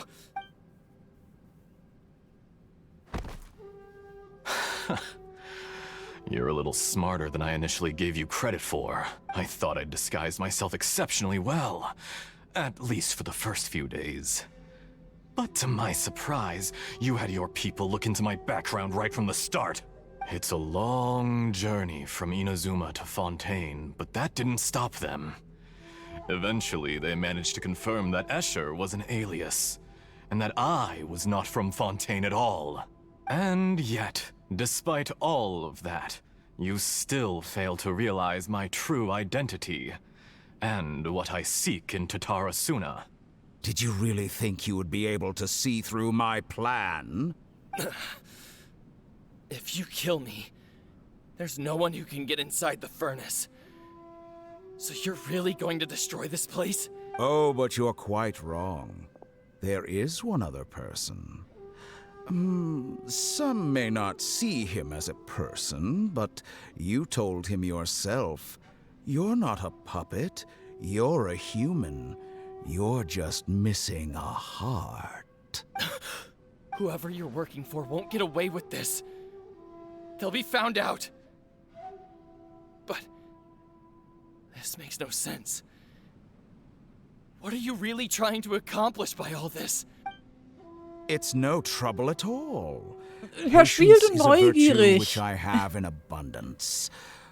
This is all part of a carefully controlled experiment. Ja, und als verspielter und neugieriger Mensch, da sticht man halt mal manchmal andere Leute ab. Das passiert einfach. If you must know, I'm happy to divulge my true identity.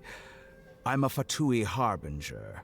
Call me the Doctor. Ach, okay. The Fatui? Who? Just to create a minor inconvenience for your nation. That's it? That's why you gave us your cursed technology? Just to let loose the evil energy from the crystal marrow? Look how even the righteous soul is filled with venom when faced with its demise. My device functions precisely as you say. It is the only chance you have of preventing a catastrophe and keeping the truth from the outside world.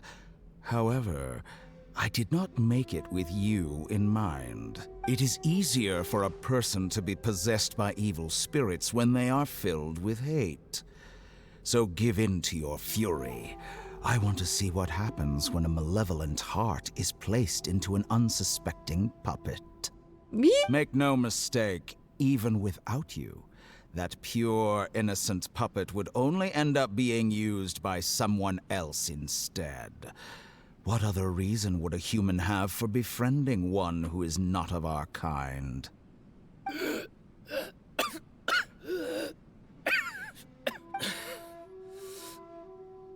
If you give him my heart, tell him that both Nagamasa and I see him as one of us. He has nothing to prove to anyone. Because not everyone just wants to use other people. The only ones who think Einen schönen guten Abend, Fyron. Hallöchen. people like you. What a beautiful way to see the world. It almost makes me feel a little guilty. Think of me as a monster or a demon, if you wish. At least this way your death is not a consequence of your own folly turning you into an easy target. You simply lost to something more powerful than you could ever hope to defeat. I say, Mr. Niwa, let's see what happens. Will your puppet friend become a human? No, that will prove quite impossible. Mr. Niwa? Already dead. What a pity.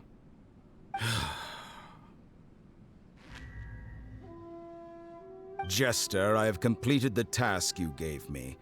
Creating a gap and infiltrating Inazuma's inner workings.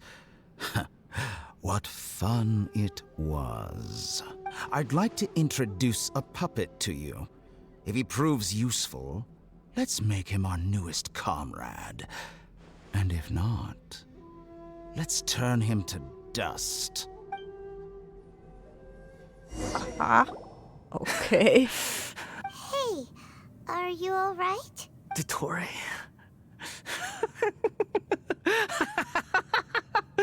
Dottore! Good. Good. Was that the doctor?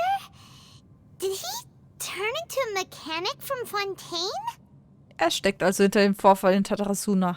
But why did we see things from his perspective? When I touched the doctor to confirm whether he'd eliminated all his segments, I read this memory in his mind. You have to admit, it must be the truth. Maybe so, but it means nothing. Does it? But this memory shows that Niwa didn't betray you.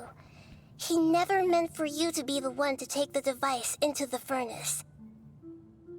You know very well what that means. Even more so than I. Also war dieser Verrat letztendlich ein mehrere hundert Jahre altes Lügenmärchen. War das auch eines der Experimente von Il Dottore? Ein Verrat, der niemals stattgefunden hat. Eine erfundene Untat. Aber was hat er am Ende damit erreicht? Let's give him some space. He looks really mad. He doesn't want to be anywhere near him right now. Gut, lass uns nach dort drüben gehen. We need to give him some time to process his emotions. I'm still confused about the Tatarasuna incident. So, the doctor was behind it, but why has that gotten him so worked up? Nobody has ever deceived you like that, Paimon. It's natural that you find it difficult to understand. Perhaps he needed to learn this someday. So now you have the complete picture. Katsuragi took the Kabukimono to live with the people of Tatarasuna. Later, the doctor showed up, disguised as the mechanic from Fontaine. And that's when the trouble began. It was all a horrific experiment planned by the doctor. Everything he did was just to plant seeds of disaster in Inazuma that would bear fruit in the future. Of all the unwitting participants in the doctor's experiment, the balladeer became the main test subject. After the events you just saw in that memory, the doctor put Niwa's heart into the device and handed it to the balladeer. Then, he instructed him to enter the furnace and absorb all the filth caused by the smelting process. Was? Ich dachte, er wollte das Herz in die Puppe, also ins Scaramouche dann einpflanzen. Nee, also erstmal Verschmutzung absorbieren. Herz in Apparat, dann an Scaramouche, dann Hochofen und sauber machen. The load Okay. was far beyond what he expected, but the balladeer survived.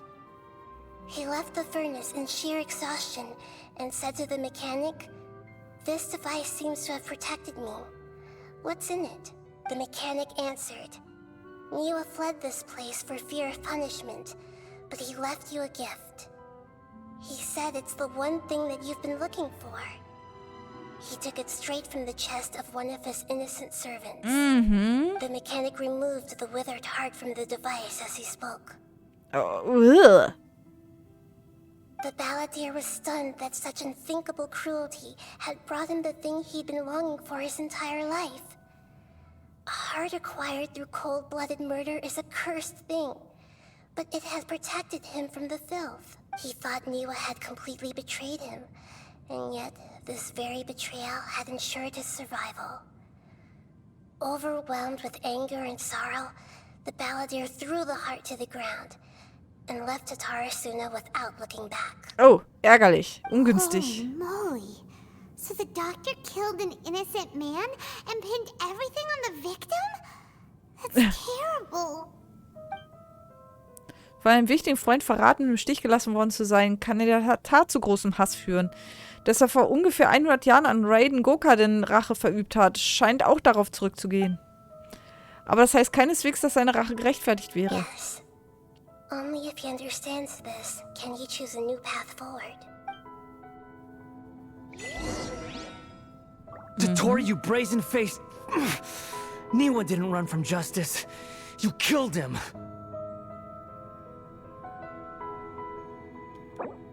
Nee. Ich wollte eigentlich jetzt die Errungenschaft machen. Naja, gut. Da muss ich ein bisschen abregen hier. Shall we see how he's doing?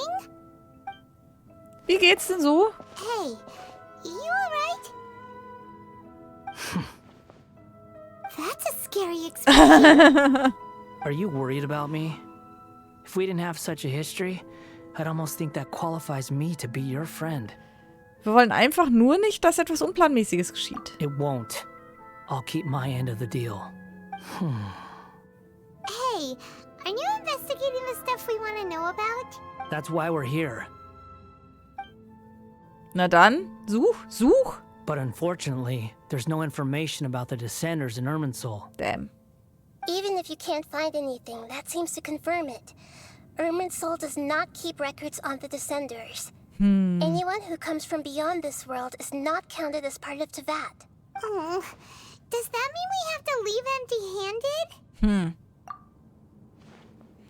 empty-handed? Wie zu erwarten war, aber trotzdem danke. Don't thank me just yet.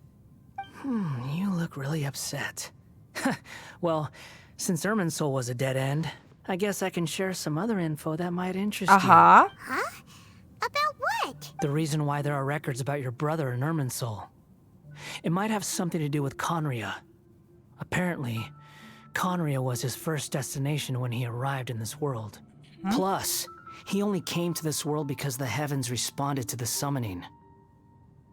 The heavens responded? The jester told me this himself. You can take his word on this. He was a royal mage in Conria, and lived with your brother for a time. Piero von den Elf der Fatui. I don't know the details.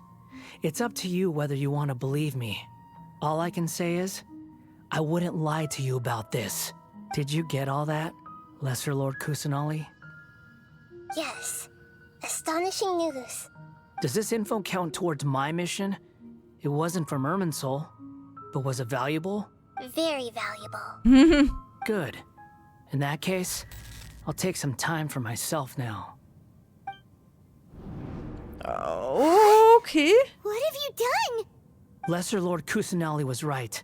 My power's all but completely spent. Even if I use all of the divine power left in me, I can't sustain this shield for very long. I shared a secret with you, and now you owe me.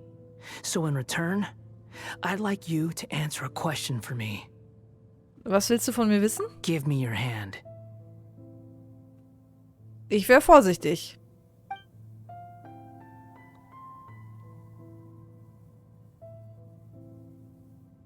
Can you hear my voice inside your head? Willst du in mein Bewusstsein eindringen? No, I can't do anything like that anymore. At most, all I can do is exchange a few words with you. So tell me, in this world, is it possible to change the past? Hä? Moment, warum fragst du mich das? Done.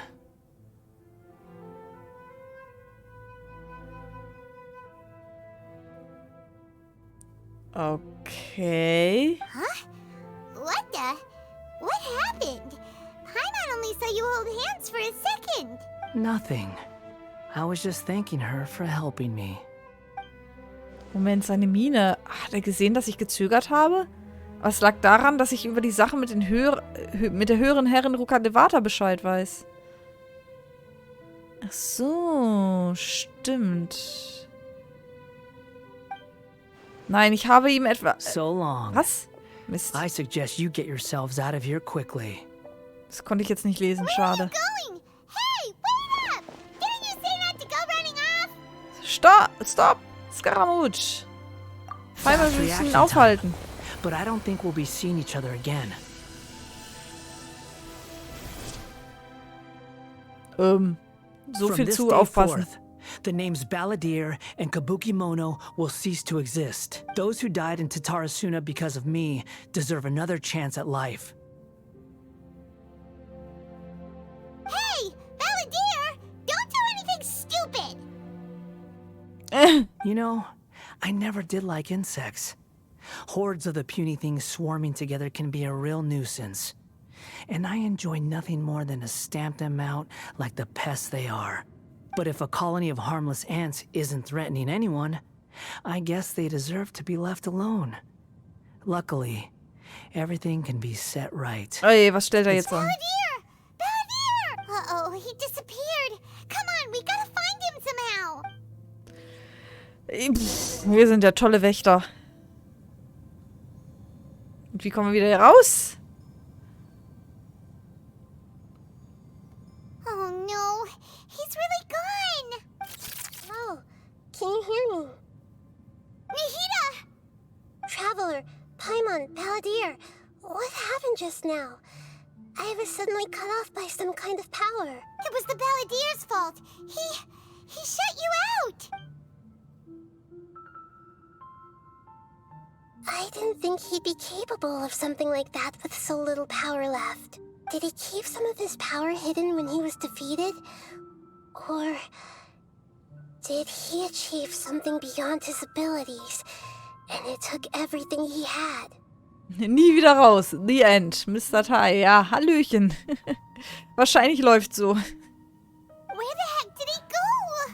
Ugh, it's all our fault. We were supposed to keep an eye on him. So Don't be. It's not your fault. Please, let me handle this from here, even though I'm not sure I can solve it. We're running out of time. Follow my lead and get out of Irminsul as soon as possible. Okay, wir kommen noch raus. Immerhin. we're out. And we're at, an inn or something? This is an emergency. I'll have to ask you to stay here for now. Everything's arranged, and nobody will disturb you. Nein, ich will helfen. I'm sorry, but this isn't something I need your help with. Leave this one to me. An emergency? How bad is it? Nahida, will you be okay? Don't worry. If my assessment is correct, though there may be some minor disturbances, it won't lead to a disaster. Her voice has gone. Paimon can't shake the feeling that something really big has happened. What do you think the Balladeer meant? And why did he suddenly grab onto you before? Weil man erinnert sich nicht mehr an die höhere Herrin Rukadevata. Scaramouches Frage war sehr ungewöhnlich. Es wäre zu kompliziert, das jetzt zu erklären und würde Paimon wohl traurig machen. Teile der Antwort würden sie nur verunsichern. Es wäre wohl am besten, die Sache mit der Herrin Rukadevata unerwähnt zu lassen und nur über Scaramouche zu sprechen. He wants to change the past? But surely that's impossible. Es ist gewiss nicht leicht. Right. You can't just rewrite history.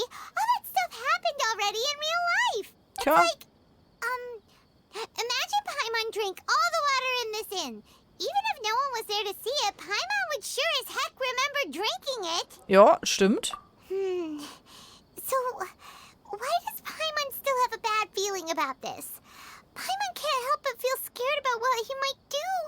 Oh, Paimon's so confused. Vielleicht will er sich ja selbst aus der Geschichte löschen. Ja. Paimon, alles klar bei dir? Sorry, Paimon accidentally... It's the Balladeer's fault for causing Paimon all this mental stress. But erasing yourself from history? It's unthinkable. Is that really possible in Irminsul? Nicht unbedingt, aber vielleicht... Uh-oh. Paimon's head is overheating from trying to understand what he's up to. And it's still not working. Ugh. Paimon's had it with that little brat. He's been nothing but trouble ever since we met him. There's no way he'll actually succeed, right? Otherwise, won't everyone who's connected to him be affected too? Schon irgendwie, ne? Stimmt, sollte sich Scaramouche wirklich aus Irminsul löschen, dann würde sich das auf viele Menschen und Dinge in Inazuma auswirken. Die Folgen wären unvorstellbar. Im schlimmsten Fall wären alle Menschen, die mit Raiden Gokudan zu tun hatten, wie etwa Kaide Harakazura, Kamisato Ayaka und Kamisato Ayato davon betroffen. Würden sie dann verschwinden? There's nothing we can do about it at this point. Hey, have you got any ideas on what we should do next? Seems like now there's nothing left for us to do but to go to sleep. But Paimon's still so worried. Paimon won't be able to sleep a wink tonight. Geht mir genauso. So, how about, we list all our favorite foods to take our mind off things? Heck, if that doesn't work, Paimon's probably gonna collapse of anxiety. Na. All Leg right, dich hin. Paimon will start. First dish. Munstack grilled fish. Oh, and chicken mushroom skewers. Tea break pancakes. Cream stew. Sauteed matsutake. Andrean cheese chicken. Almond tofu. Satisfying salad. Oh, also Adeptus Temptation. Golden shrimp balls. Oh ja. Layered consomme. Ja. Bird egg soup. And... Was geht jetzt? Sie ist ja eingeschlafen.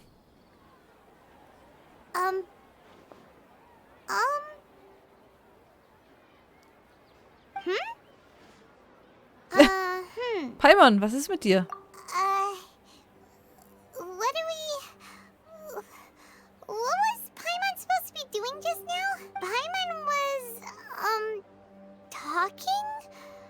Huh. Paimon suddenly can't remember what she was talking about.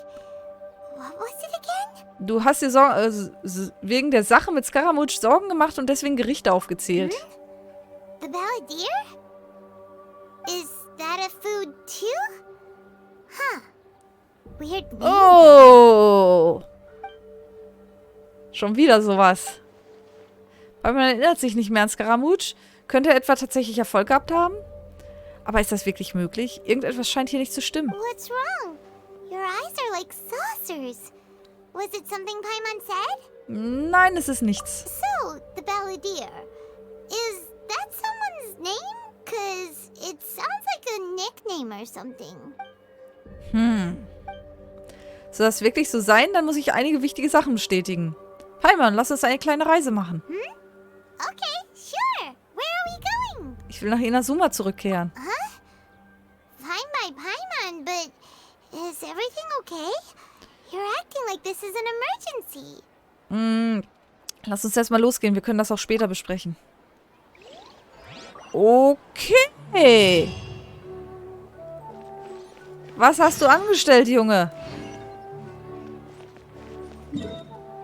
Was hast du angestellt?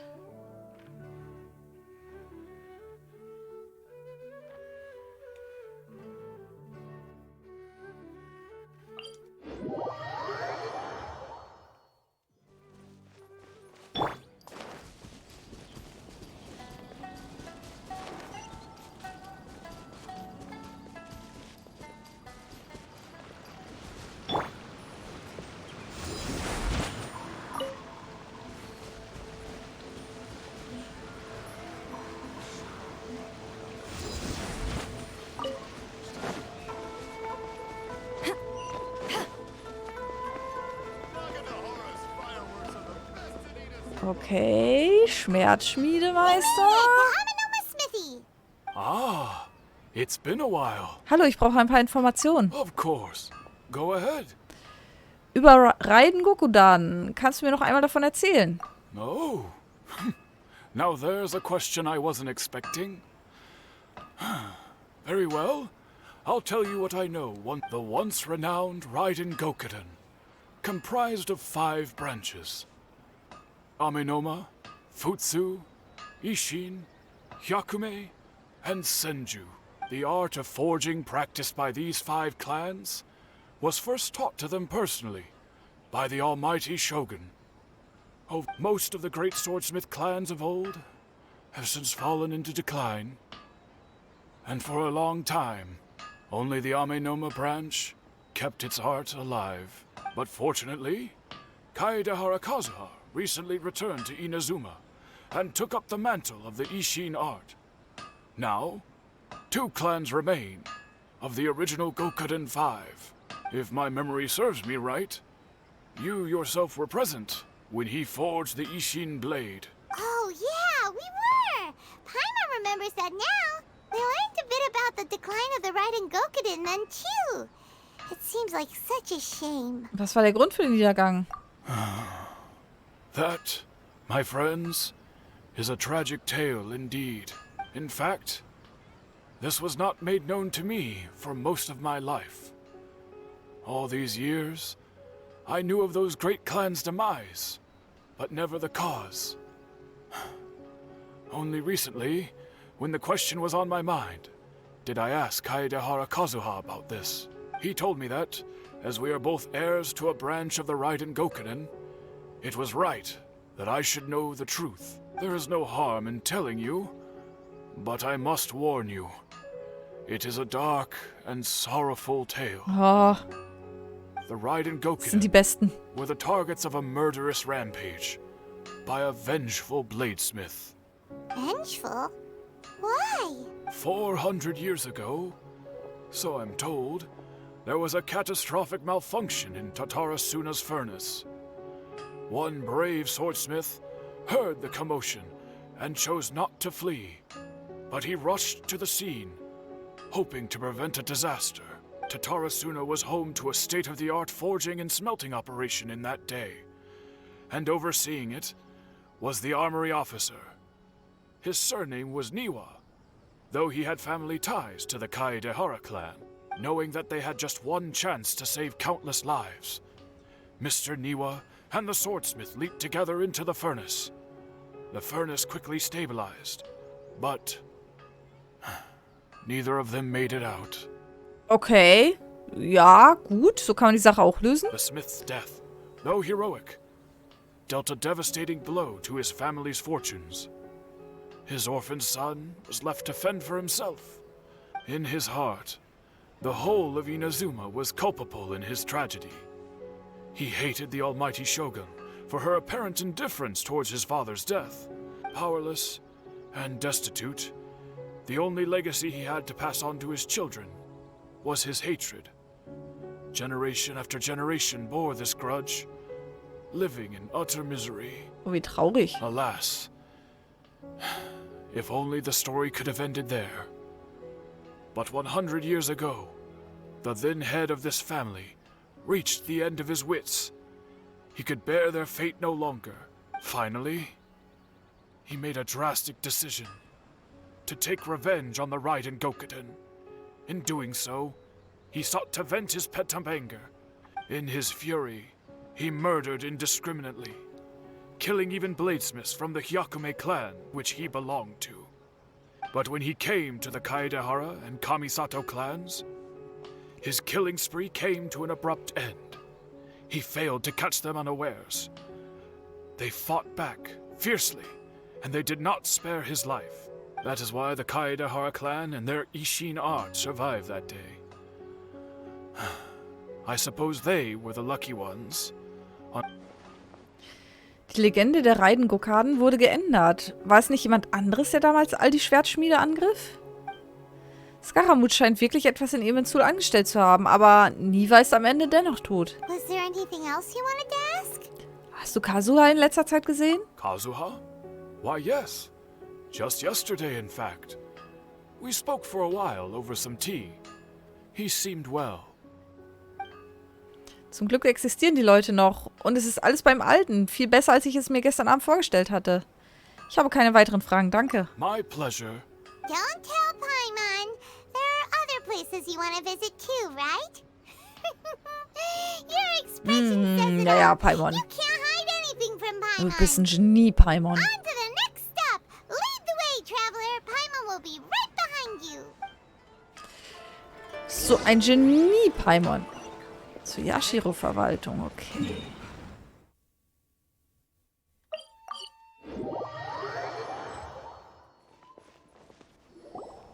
We're here. This is the Yashiro Commission's headquarters, so... Traveler, it's been a while.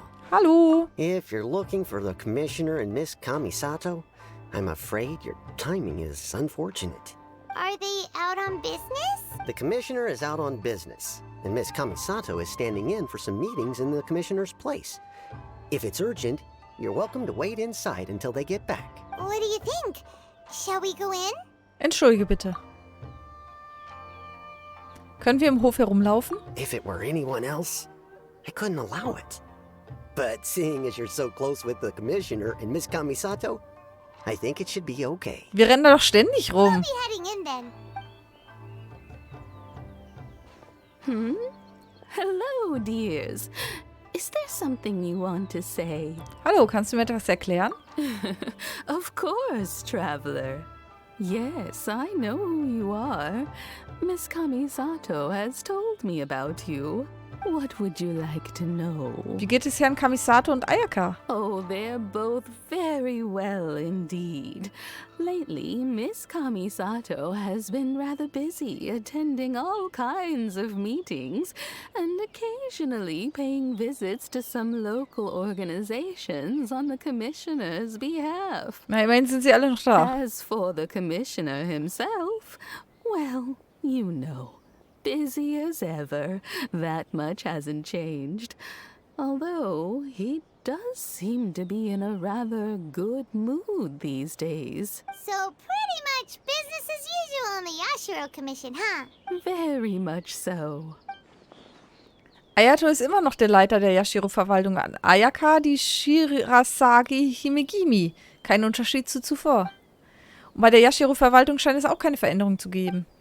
Ich hatte das zwar erwartet, bin aber trotzdem erleichtert, dass es den beiden gut geht. Got any more questions? Im Moment nicht, danke. You're very welcome. In fact, I would love nothing more than for you to come and visit. Ja, aber du bist bestimmt so beschäftigt, du kommst But nicht ins I'm Haus. sure you must be far too busy to have time for that. Miss Kamisato talks about you all the time. She seems so thrilled to have you as a friend. And she's always saying how talented you are and how much she admires you. Zu viel der Ehre. I must say, many things in Inazuma seem to have taken a turn for the better since you arrived here.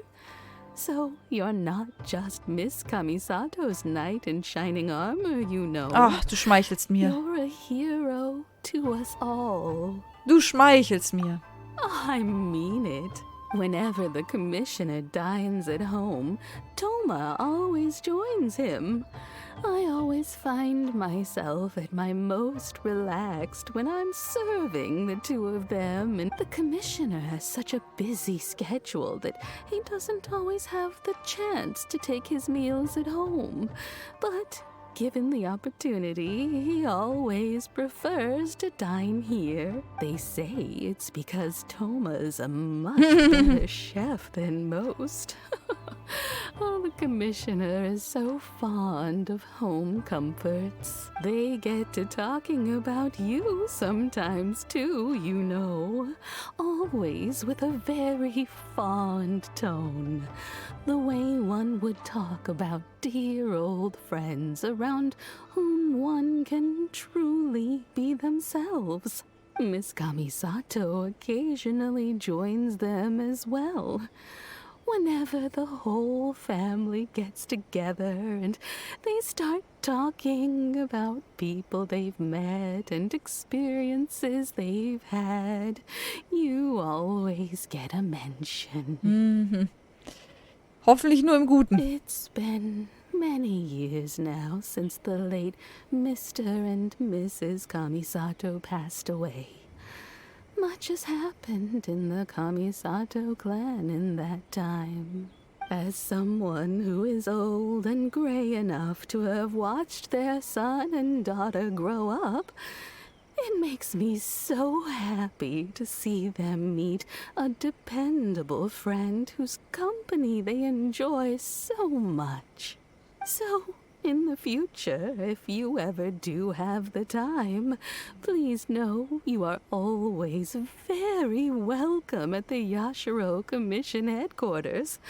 There will always be at least one old lady who would be delighted to have the pleasure of your company. Die Leute aus dem Kamisato-Clan sind auch meine Freunde, danke. Wonderful. Thank you. Paimon likes it here too. Also, you were saying something about the food here being really Ja, good. das ist das Wichtigste, Paimon. Paimon's itching to try it. We may just have to invite ourselves around for dinner sometime. Paimon meant we should come pay a visit again real soon. Ideally around dinner time. Of course. You're always welcome. Alright, goodbye for now. Where are we going next? Tatarasuna. Great! Goodbye, ma'am. Don't worry, we'll see ourselves out. All right, then. Take care now. Oh, are you two leaving already? Yep, everything's taken care of now. Don't worry. Very well. Safe travels. Goodbye.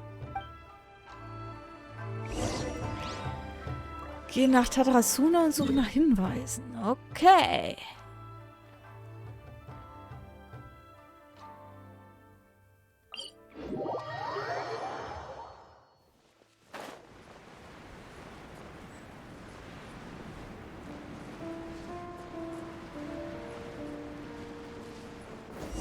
Guten Tag. Well, here we are. But what are we looking for? Something or someone? Do my eyes deceive me? Savia, or is that the traveler hello. in Paimon? Xavier? What are you doing here? I was in the general area, and now I'm in this specific area. There, that's me. So what about you two? We have some questions and thought you might be able to help. Weißt du viel über Tatarasuna? Certainly do. I've researched the furnace here in some depth. If there's anything you want to know, just ask away. Kennst du die Geschichte dieses Ortes? Like the back of my hand. Make no mistake, I have been here a good many times before. Noch ist die Unterhaltung recht allgemein, aber es macht ja einen Unterschied, ob wir den Ofen schon gereinigt haben oder nicht, ne? Ob wir das Gebiet da schon freigeschaltet haben. Hätte das einen Unterschied gemacht? Wobei, wie gesagt, die Unterhaltung ist jetzt sehr allgemein gehalten. Not only that, but I've met people in Inazuma whose families used to live in Tatarasuna years ago. They said it's all true, the history here. Bitte weihe mich ein. Oh, well, it's a long story, don't you know? The tale of Tatarasuna starts a long time ago. I'm told that its history Solange is ich nicht one wieder of alles the vorlesen muss, most ist alles foremost gut. forging and smelting operations in the nation goes back around 1,000 years. Still, the furnace has had a couple of serious maintenance issues along the way. A couple? When exactly? One was just in the last few years, the other was several hundred years ago. A fun fact, I'm not the first Fontaine tech guy to come and work on it either. There was a guy back then too. They say he was a mechanic who consulted on a technology upgrade. It seems like the technological collaboration between our two nations goes back a long way. How about that? Das war Il Dottore. Anscheinend wurde die Geschichte, wie er mit der Zerstörung des Hochofens das Chaos verursachte, nicht geändert. Hey, weren't you gonna ask Xavier something about Tatarasuna? Come on, ask already. Ich frag doch schon. Oh, I didn't realize you two were here for a history lesson. Me neither. Paimon doesn't know what's gotten into this one, eh? Feels like we've been preparing for a history exam or something. Also merkt euch, falls jemand in eurer Umgebung sich sehr plötzlich für Geschichte interessiert, vielleicht ist es ein Zeitreisender. Oder es hat eine Zeitverschiebung gegeben und nur diese Person weiß es. Richtig, deshalb möchte ich noch eine Frage stellen. Sure, go ahead. Hast du von einem Kabukimono in Tatarasuna gehört? A Kabukimono? No, I can't say that I have. I do know the word, Inazuman for those eccentric types who always go around dressed to the nines. Just the sort of person that I'd like to meet, actually. But sadly, I've never had the pleasure, nor have I come across anything to do with a Kabukimono where Tatarasuna is concerned. Kein Kabukimono. Was könnte Scaramouche in Irminsul angestellt haben, dass er diese Aufzeichnung löschen konnte? Wenn das so ist, dann will er wahrscheinlich die Welt verändern und alles wieder auf Null zurücksetzen. Aber die ganzen Veränderungen scheinen bisher nur ihn zu betreffen. Danke, Xavier. Of course. Don't mention it. Oh, we're leaving? Okay, bye, Xavier. Er hat da aber sehr sorgfältig gearbeitet, muss ich mal anerkennend sagen, ne? Alles klar, Tron. Eine gute Nacht dir. Schlaf schön. Und vielleicht sehen wir uns beim nächsten Mal. Vielleicht am Donnerstag. Bis denn. Oh, you're most welcome. More than happy to help. Farewell. Der muss aber echt gründlich gearbeitet haben. Gehen wir zurück zu niederen Herren Kulsanali. Sure, but what's up with you today? Whatever it is, it seems like it's really troubling you. Keep your smile, Spinal Crocodile. No matter what happens, Keep your smile, Crocodile. I'll be there for you. Danke, Paimon. Hey, don't mention it. Alright, let's head off and go meet Nahida. Ach stimmt, wir hatten ja noch ein paar Errungenschaften. Stelle fest, was Scaramouches Eintritt in Irminsul bewirkt hat. Untersuche die Erinnerung an Tatarasunas Geschichte in Irminsul. Okay. Können wir eigentlich mal ziehen heute noch? 600 kriegen wir nicht zusammen. Aber 6 Ziehungen hätten wir. Dann müssten wir nur noch 4 im Laden kaufen. Müssen wir uns mal überlegen. Müssen wir uns noch mal überlegen.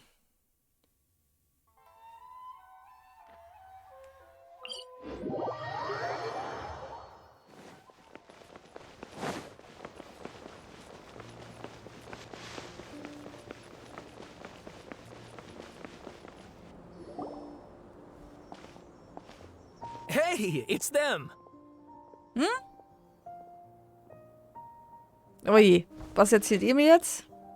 Akaba, Sawada, you're still here? Diskutiert ihr immer noch über eure Schreiberei? Indeed we are. If you have a moment, we'd love for you to join us once more. Oje. What do you want to talk to us about? Bitte nichts wieder vorlesen. It's the same topic we discussed last time. Still looking for more info about Tatarasuna, huh? Should we join them? Die beiden studieren ja auch den Vorfall in Tatarasuna. Mal sehen, was sie zu sagen haben. Unfortunately, we haven't made any real progress. Die Geschichte vom letzten Mal ist ziemlich beeindruckend. Könntest du ihn mir noch einmal zeigen? Wahrscheinlich meinen sie die Geschichte. Huh? Oh, of course. Was? Oh, na klar. Oh. Hilfe! Eine kurze Analyse eines möglichen historischen Vorfalls in Tatarasuna bei Inazuma. Erklärung: Die vorliegende Abhandlung wurde im Rahmen des Projekts Lüften des Schleiers der Ursachenlehre gefördert. Editionsnummer ausstehend. Autor Akaba. Abstrakt. Seit jeher gilt Tatarasuna als wichtiger Teil der Schmiedeindustrie von Inazuma. Auf diesem Gebiet kam es 1 zu 2 Vorfällen. Bei einem davon sind die Aufzeichnungen recht unklar. Der Autor nimmt an, dass sich hinter diesem ersten Unfall noch eine Reihe unbekannter geschichtlicher Hintergründe verbergen. Diese Abhandlung analysiert die bekannten mit diesem Vorfall zusammenhängenden Informationen. Stichwörter: Tatarasuna, Reigen Gokaden, Mikoshi Nagamasa. War nicht in der ersten schon noch mehr drin? Der Dings da Mono? Einleitung. Diese Abhandlung fußt auf dem Forschungsbericht Vermutete verborgene Kulturgeschichten in Tatarasuna des Mentors des Autors, Herrn Rumi, und setzt die Erforschung dieses Themas fort. Wie klar aus den Informationen zu entnehmen ist, stammt die Schwertschmiedetechnik von Inazuma ursprünglich von Shogun Raiden in Elektro-Arkon. Die Schmiede führten das Handwerk der Göttin fort und widmeten sich voll und ganz dem Schmiedegewerbe. Aber in Tatarasuna gibt es einige in vollkommenem Widerspruch zu diesen stählernen Herzen der Schmiedekunst stehende uralte Gerüchte. Die Familien Mikoshi und Niwa und ein mysteriöser Mechaniker aus der Fremde. Diese 3 sind der Ausgangspunkt, von dem aus wir uns der Wahrheit über Tatarasuna nähern. Hauptteil. Seltsame Notiz von Tatarasuna. Auf ihr steht das Folgende. 1. Vielleicht gehe ich zu weit, aber ich denke, dass Nagamasas Stimmung besser wird, wenn er Klingen schmiedet. Die Besessenheit, den Fleck des Namens Mikoshi zu reinigen, ist eine Auszehrung der eigenen Seele. 2. Der Inspektor hat eine gewisse Anzahl von Jadestahlbarren gekauft. Katsuragi diskutierte bis tief in die Nacht hinein mit dem Vizewaffenmeister über das Schmieden. 3. Wir haben endlich ein einzelnes Nagamaki hergestellt. Wir nennen es das Daitatara Nagamasa. Der Inspektor war gut gelaunt und er und der Vizewaffenmeister Nozumu war so angetan von der Schönheit von Daitatara Nagamasa, dass er ein Bild von ihm zeichnete. 4. Der Inspektor geriet in einen Wutanfall und schlug auf Katsuragi ein. Die große Klinge schnitt tief in das Fleisch und er warf sein eigenes Nagamaki in die Flammen des Ofens. Nozomu konnte sich nicht an diesen Befehl halten und zog die völlig geschmolzene Waffe aus dem Ofen. Er wurde furchtbar verbrannt. 5. Nozomu starb in dieser Nacht. Ich wage zu behaupten, dass Katsuragi doch ein Fehlverhalten begangen hat, aber es geschah aus der Güte seines Herzens. 6. Kinjiro versteckt das Naganaki in Nozomus Zeichnung im Arsenal. Nagamasa ist furchterregend, aber rechtschaffen und deshalb ist er nicht barmherzig. Er stellt die Unschuld und Ehre seines Clans über alles andere. Daher sind ich und einige Haushalte von Tatarasuna nicht geblendet von der Sache mit Nagamasas Mutter Shio. Wir vertrauen ihm. Ich werde auch die Freude nicht vergessen, schon wieder, verdammt, die gleiche Stelle, mit ihm das Daitatara Nagamasa zu erschaffen. Eine andere Freude hat er nicht mehr drin. Bevor wir uns zurückzogen, hätten wir den Arsenalschlüssel in 3 Teile aufteilen sollen. Einen für den Inspektor, einen für den Waffenmeister und einen, der in Tatarasuna selbst zurückgelassen wird, um Diebstahl zu verhindern. Aber wir hatten es zu eilig und da weder der Inspektor noch der Waffenmeister auffindbar waren, war ich so dreist, die 3 Stücke in Schatztruhen in Tatarasuna zu verstecken. Die oben stehenden 7 Texte wurden verstreut über ganz Tatarasuna gefunden. Die ersten 6 wurden auf recht widerstandsfähigem Papier geschrieben und wirken sehr alt. Nur die letzte Notiz scheint auf etwas neuerem Papier geschrieben zu sein. Der Autor nimmt an, dass die ersten 6 Schriftstücke aus einer anderen Zeit stammen als das letzte. Wie viele Jahre dazwischen liegen, muss noch weiter untersucht werden. Der Inhalt dieser 6 Schriftstücke scheint miteinander verknüpft zu sein, weshalb davon ausgegangen werden kann, dass hierbei von selben Ereignis berichtet wird. Rumi hat in vermutete verborgene Kulturgeschichten in Tatarasuna, im weiteren Textverlauf als Kulturgeschichte bezeichnet, erwähnt, dass Gelehrte aus Sumeru nach Inazuma gereist sind und in der Region von Tatarasuna deren Kultur und Geschichte untersucht haben. Auch wenn sich Tatarasuna bereits zur Zeit des Verfassens von Rumis Kulturgeschichte nach einer Reihe unvorhergesehener Ereignisse im Niedergang befand, war der dortige Zustand noch deutlich besser als zum Zeitpunkt des Verfassens dieser Abhandlung. Das Zentrum von Tatarasuna ist heutzutage vollkommen unbewohnbar und tatsächlich auch unbewohnt. Die Behausungen befinden sich alle in Ufernähe, wo die Menschen vom Meer leben. Von ihnen erfuhren die Gelehrten aus Sumeru vom großen Reichtum, den Tatarasuna früher hatte. Vor vielen 100 Jahren, in einer Zeit, die als goldene Zeit bezeichnet werden kann, stand Tatarasuna unter der Verwaltung von Waffenmeister Niwa, Vizenwaffenmeister Miyazaki und Inspektor Mikoshi Nagamasa. Gleichzeitig betonten gerade die Älteren mit längeren Familientraditionen immer wieder, dass es in Tatarasuna einst seltsame Gerüchte gegeben habe. Entschuldigung, zu wenig Luft geholt. Die meisten dieser seltsamen Gerüchte drehen sich um Yokai und strotzen nur so vor Besonderheiten von Inazuma. Nur ein kleiner Teil sprach von einem Fremden. Es ist wichtig zu wissen, dass eine Person aus einem Volksmärchen, die in der Realität zum Vorschein tritt, sehr verdächtig ist. Daher wurden weitere Fragen zu diesem Thema gestellt und die folgenden Informationen erhalten. Einst kam ein fremdländischer Mechaniker zu Besuch nach Tatarasuna. Es heißt, er sei gekommen, um technisches Wissen auszutauschen und habe tatsächlich Freundschaft mit den Ortsansässigen geschlossen. Dieser Mensch verhält sich allerdings verdächtig. Oft begab er sich ins Zentrum oder an nicht für ihn freigegebene Orte und wenn jemand ihn aufhielt, hörte dieser nur unverständliches Gemurmel. Der Mechaniker blickte oft nachdenklich auf den Hochofen, als ob er dessen Zustand observierte. Auch soll er die Anwohner oft mit einem Blick beobachtet haben, der diesen unangenehm war. Aha, nicht mehr die Puppe? Der Fremde. Der Wissensaustausch lässt sich tatsächlich sehr gut in die Epoche in Tatarasuna einordnen. Tatarasuna liegt am Meer, weshalb es per Schiff erreichbar ist. Und dass jemand aus der Ferne willkommen geheißen wurde, ist auch nicht verwunderlich. Aber kurz nach dem Wissensaustausch begann der Niedergang des Gebiets, weshalb die Wahrscheinlichkeit eines Zusammenhangs der beiden Ereignisse als hoch einzuschätzen ist. Manche Einwohner meinen jedoch, dass dies lediglich eine Einbildung der damaligen Bewohner gewesen sei.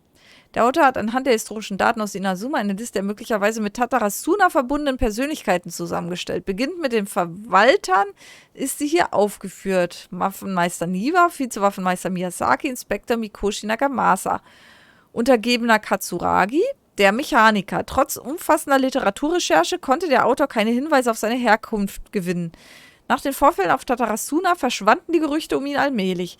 Daraus schließt der Autor, dass diese Person keineswegs nur ein der Einbildung der dortigen Bevölkerung entspringender Fremder, sondern ein real existierender Besucher gewesen sein muss, der in die damaligen Ereignisse in Tatarasuna verwickelt war. Der Rest scheint noch nicht fertig geschrieben zu sein. I presume you'll want to read mine as well. Here. Gibt es hier auch gelbe... Aha. Genau, blöde Witze des Fußvolks nicht mal verstehen konnte. Miyazaki begann sofort mit vorgehaltener Hand zu kichern. Als Niwa zu Ende gehört hatte, setzte er die Eidechse in seine Hand auf Katsuragis Hand. Als er gerade etwas sagen wollte, kam noch jemand aus der Ferne herbei. Dieses Mal waren schwere Schritte zu vernehmen. Die sicheren Schritte des Ankömmlings zeugten von großem Selbstvertrauen. Bald tauchte ein fremdes Gesicht an der Tür auf, das anders aussah als die anderen Anwesenden. Der Ankömmling stellte sein Essenspaket beiseite und nickte, bereit zu gehen. Gewillt, ihn aufzuhalten, rief Katsuragi: Herr, was ist mit dem Essen? Hast du keinen Hunger? Als der Mann das hörte, sprach er lachend: Ich habe schon gegessen. Nehmt euch auch etwas. Du bist unser Gast, mein Herr. Es tut mir leid und es ist mir peinlich, dass du uns so behilflich bist, sagte Niwa wohlwollend. Freundlich lachte der Mann scheinbar so, als machten ihm kleine Gefälligkeiten nichts aus. Und mit einem weiteren Kopfnicken ging er davon. Nebelschwaden, weshalb der Fischer an Bord die Straße nicht mehr sahen und anderen schrien, es ist doch erst Dämmerung, dann können wir ihn nicht mehr sehen. Ist da jemand, der uns den Weg zu weisen vermag? Der fremde Gast, ein Mechaniker aus fernem Land, stand am Strand. Vorher war es der, Kommentar, keine Ahnung. Jetzt ist es der Mechaniker. Nun schossen die schwarzen Wolken in das Boot hinein und verloren gemeinsam mit diesen die Orientierung. Einer wilden Bestie gleich krachte es in die Küste. Nur wenige Schritte entfernt erhob sich der Mechaniker lachend, während er sich langsam den riesigen Schiffswrack näherte. Von dem, der dort zuerst geschrien hatte, war nichts geblieben als ein halber Arm, der nun mit einem dumpfen Knall vor die Füße des Mechanikers fiel. Er ging in die Hocke und betrachtete ihn wieder und wieder, als wolle er einen Bissen davon nehmen. Zuletzt unterließ er es jedoch, denn die wirbelnden schwarzen Wolken hatten schon all das, was noch auf dem Schiff verblieb, verschlungen. Wie als hätte er sich von einem schweren Schlag erholt, erinnerte sich Katsuragi plötzlich. Deshalb mussten sie in der Ferne um Hilfe suchen. Miyazaki war als erster mit dem Schiff aufgebrochen. Als er ging, hatte sich diese Form von Wolken gerade erst gebildet. Dafür von Tatarasuna nach Inazuma zu reisen und dort um Hilfe zu bitten, war in normalen Zeiten keine große Schwierigkeit. Doch Miyazaki war nach langer Zeit immer noch nicht zurück. Der zweite, der dritte, der vierte. Jeder Hilfesuchende brach bei diesem schlechten Wetter und mit seinem ungewissen Schicksal auf. Es wäre vernünftig zu sagen, niemand mehr sollte ein solches Risiko auf sich nehmen. Doch so dringlich wie die Lage von Tatarasuna war, wäre es das Opfer auch noch so vieler Leute wert, wenn damit nur der Segen der Hauptstadt erreicht werden würde. Niwa verschwand und niemand wusste, wohin er gegangen war. Nach einer Weile fühlte Nagamasa erneut eine Truppe in die Berge, um alles vom Hochofen ausgehend abzusuchen, was jedoch nicht von Erfolg gekrönt war. Man nahm an, Niwa sei vielleicht einem Unglück zum Opfer gefallen, doch nach kurzem gab es auch die Annahme, er könne die Last dieses seltsamen Geschehens nicht mehr ertragen und habe sich abgesetzt, um seiner Strafe zu entgehen. Okay, es ist der Mechaniker jetzt. Der Inhalt hat sich geändert. Das kommt durch die Änderung der Informationen in Irminsul. Scaramouche sagte, er wolle diesen Namen löschen. Hat er alles aufgegeben, um seinem Herzen zu folgen, aber... Well, what do you think? Excellent. Hey, Traveler. Remember how last time Akaba was saying how he wished he could gather more information about all this? Well, we just got back from Inazuma. So how about we tell them what we learned? Kein Problem. What did you find out? Something big? It's a long story. Basically, we have some friends in Inazuma. Wow. So many new details. Thank you so much for sharing that with us. Well, well. So it all comes down to one man's desire for revenge. Huh. You heard this from a member of the Arminoma clan, you say? Then I guess it must be true. Ugh. So there's no ghost story here after all. This new information actually lends further credence to my hypothesis. Evidently, swordsmiths were seen as having an incredibly prestigious role in society those days, to the extent that harming them was conceived of, at least by the perpetrator, as a way of exacting revenge against those in power. Yes, okay, point taken, you were right. But that doesn't mean I can't carry on with my novel. And they're back at it. These guys are really into this. Wir haben noch etwas zu erledigen, wenn ihr uns entschuldigen würdet. Oh, so sorry. Look at us, prattling on about our projects and ignoring you. Thank you so much for the information. You're welcome. Keep us in the loop if you find out anything else. Will do. Kabukimono, so hieß er. Kabukimono. Sprich mit Nahida. Okay. Also der Name Kabukimono ist jetzt raus. Jetzt wird immer nur vom Mechaniker gesprochen.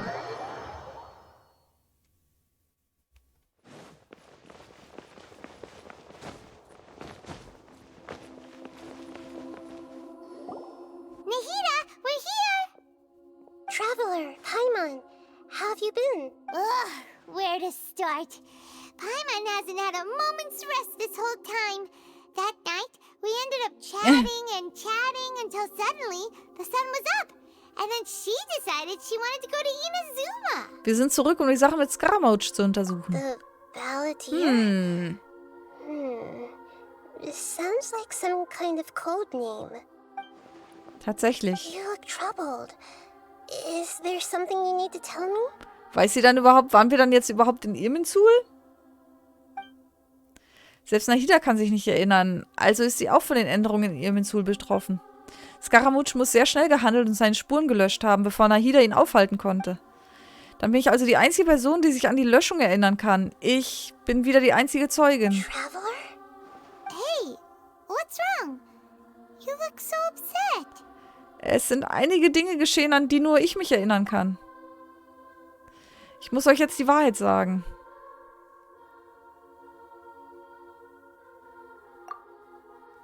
Es gab einst eine Person mit dem Namen Scaramouche, die von der Göttin der Blitze erschaffen und als Puppe in die Welt gesetzt wurde. Er hatte viel in Tatarasuna durchmachen müssen. Als er glaubte, dass er zum 3. Mal von allen verraten worden war, verließ Scaramouche Inazuma und begann umherzuwandern. Er vertraute den Menschen nicht und hasste die Götter. Er trug seinen Hass über 100 Jahre mit sich herum. Nachdem er seinen Körper gestählt hatte, kehrte er nach Inazuma zurück, um sich zu rächen. Mit dem göttlichen Herzen versuchte er, den Thron der Gottheit zu besteigen, scheiterte aber im letzten Moment. Später drang er in Irminsul ein, wo er die Wahrheit über den Verrat an ihm erfuhr. Der Betrug machte sein ganzes Wesen aus und am Ende unternahm er die wahnsinnigste Tat, um diese Tragödie auszulöschen. That's quite a story. So, this puppet known as the Balladeer erased himself from Irminsul, hoping that he could change the past. But how was he even able to do that? As the traveler said, he very nearly became Sumeru's deity. Admittedly, I remember it a little differently. I don't recall finding anyone inside the machine after we defeated it. Nevertheless, it does make sense. If someone were to successfully erase themselves from Irminsul, the world would change to reflect the new reality. So, you believe this person really existed, and we just don't remember him because... well, because he literally changed the world? Yes. Theoretically speaking, it is possible to do this. But I'm struggling to imagine the kind of person who would dare go through with it. Tja, jetzt weißt The du's. traveler comes from a world beyond to that. That's why there's no information about her in Irminsul. And it also explains why any changes to Irminsul wouldn't affect her. So if there's anyone in the world capable of retaining memories from a past that has been rewritten, it's you. It's quite incredible when you think about it. Ja, so ist es. Paimon's having a hard time understanding this Balladeer guy's motivations. I can only make inferences based on the information we've been given.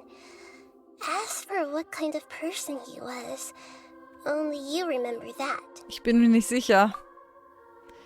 Ich und Scaramouche waren schon immer Feinde. Was ihn dazu bewegt, diese Dinge zu tun und warum er so skrupellos ist, das verstehe ich nicht. Will er, dass alles von vorn anfängt? Jemanden retten? Oder will er sich vollkommen selbst verleugnen? Glücklicherweise kann das alles wieder richtiggestellt werden. Ich habe eine endgültige und korrekte Lösung dafür. Und darauf läuft es schließlich hinaus.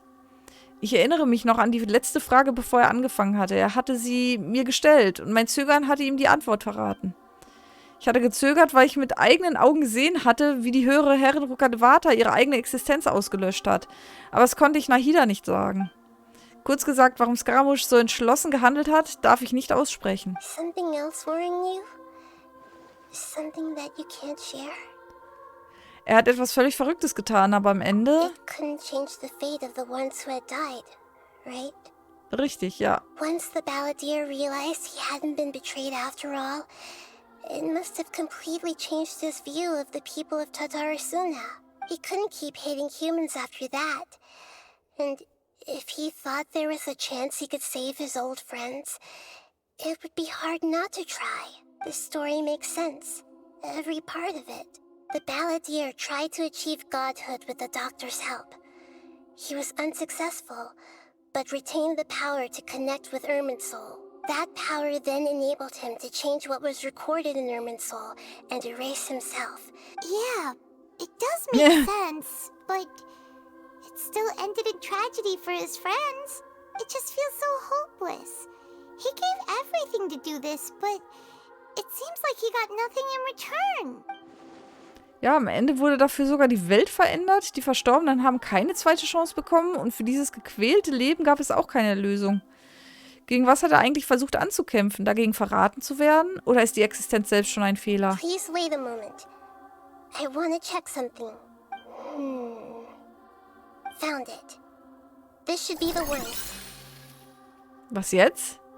It turns out that I have a strange way of confirming everything she has told us. What is it? A record from a personal collection. It was tucked away in a corner. You should take a look. Das Überraschende ist, dass dieser Eintrag wie ein Märchen wirkt. Is this a fairy tale?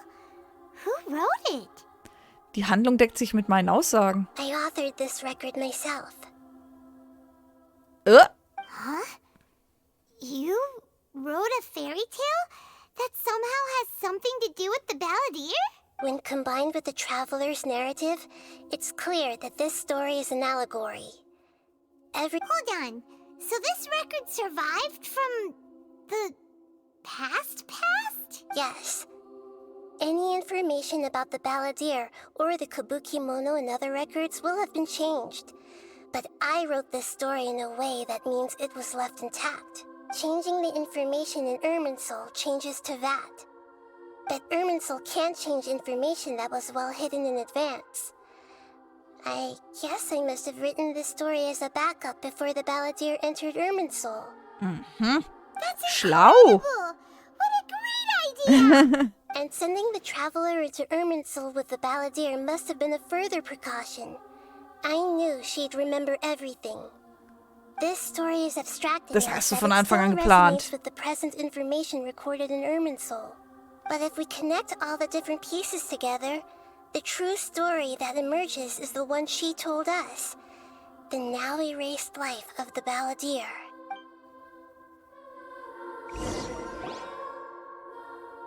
There was once a lone monster draped in fox fur. The monster found a family of foxes, joined them, and they became friends. But once in a while, the monster would take off its fox fur at night and lament to itself as it gazed at its reflection in the water. I am a monstrosity, yet they are too foolish to see it.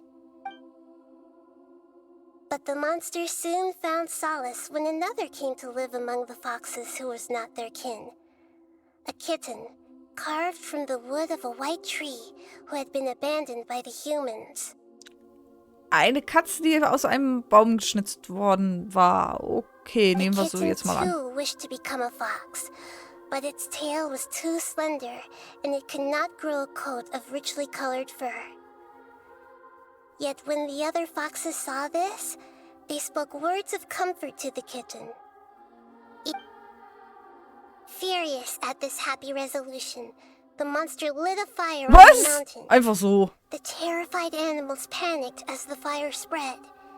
The only way to extinguish the flames was to make a sacrifice. A gray fox stood up and addressed the monster. It said, "You are the cleverest among us. Surely you can help us find a way to solve this." The monster smiled, led the fox toward the fire, and murdered it. The gray fox's heart was turned into a beautiful drop of water, clear, spotless, and pure. The monster gave the heart of water to the kitten, telling him, "The foxes have decided. You are the one who must be sacrificed. Take this, quench the flames, and die for your fox kin." Wie gemein. The fire was extinguished, but the kitten lived. It left that side of the mountain and found a little bird who had a broken wing. Was? Wo kommt der jetzt her? The two promised they would spend their whole lives together, but the little bird did not have long left to live. It passed away soon after. After burying the bird, the kitten left the mountain for good. Never again would it cherish a single creature, nor a single blade of grass that stood on that mountain. The kitten spent the nights wandering aimlessly, gnashing its teeth at the moon. How it wished to swallow the moon and devour the moonlight. If the world could only return to darkness, then it would finally be peaceful and content. Böses Kätzchen. I will become the new moon, the answer to everything. Then, no one will know that there were once birds, foxes, and cats in this world. And no one can know that they were different.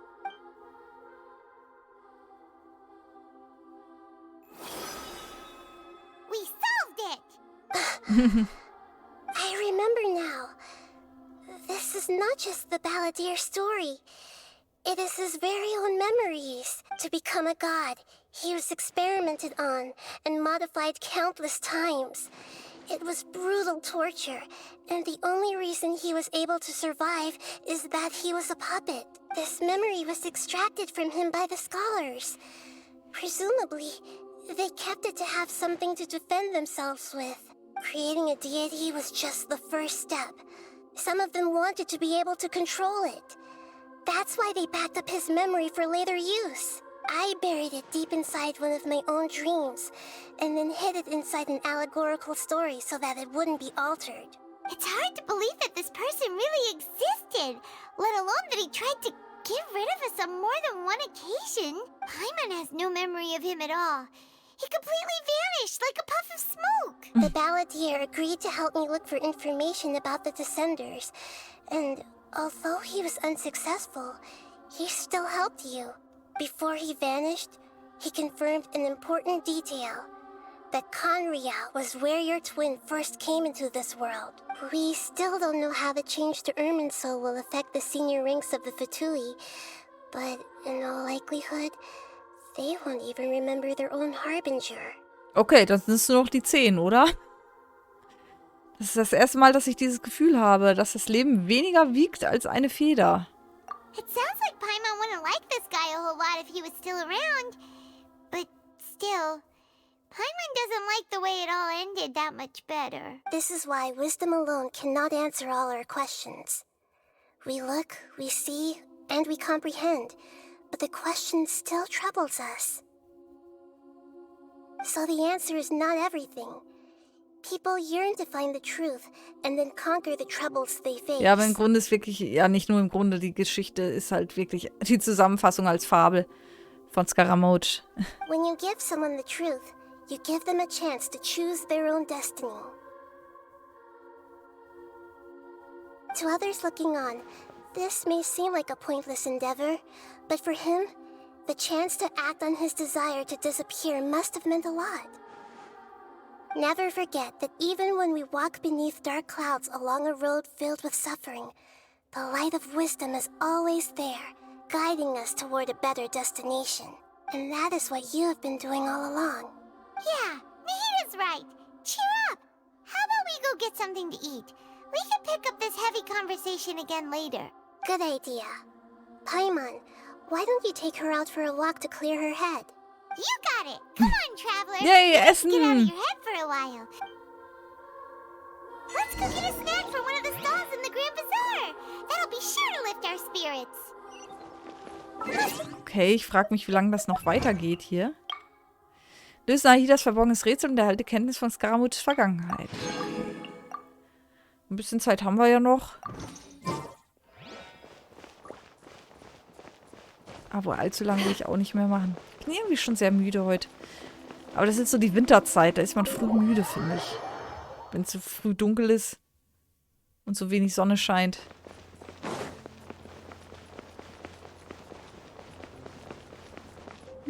Können wir nicht noch irgendwie... Ja. Teleportieren wir doch hier runter. So.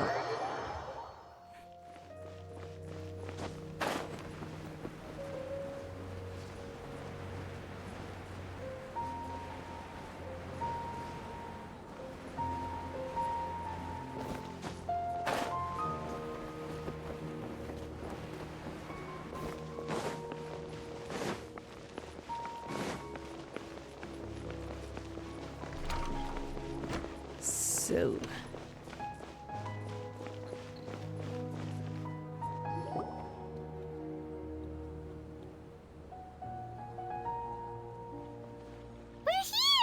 What should we eat first?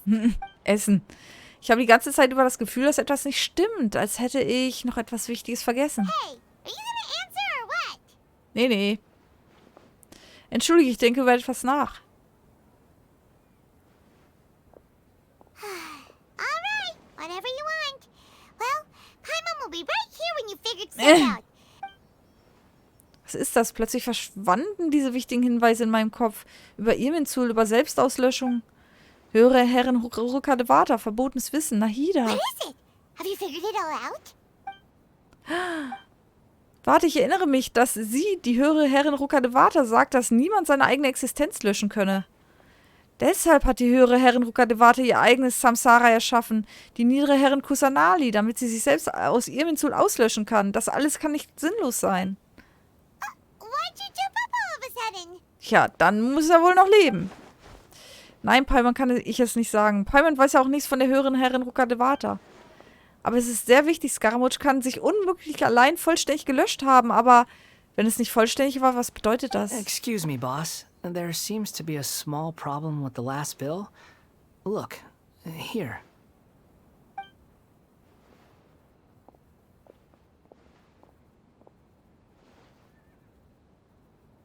Tada! Hey! Überraschung! You mean me? No, not you. That kid. Didn't you see? Little rascal grabbed my last 2 fresh Sunsettias and ran off. Look, if you're gonna help out here, you can't keep spacing out, okay? What is it? Work's too boring for you?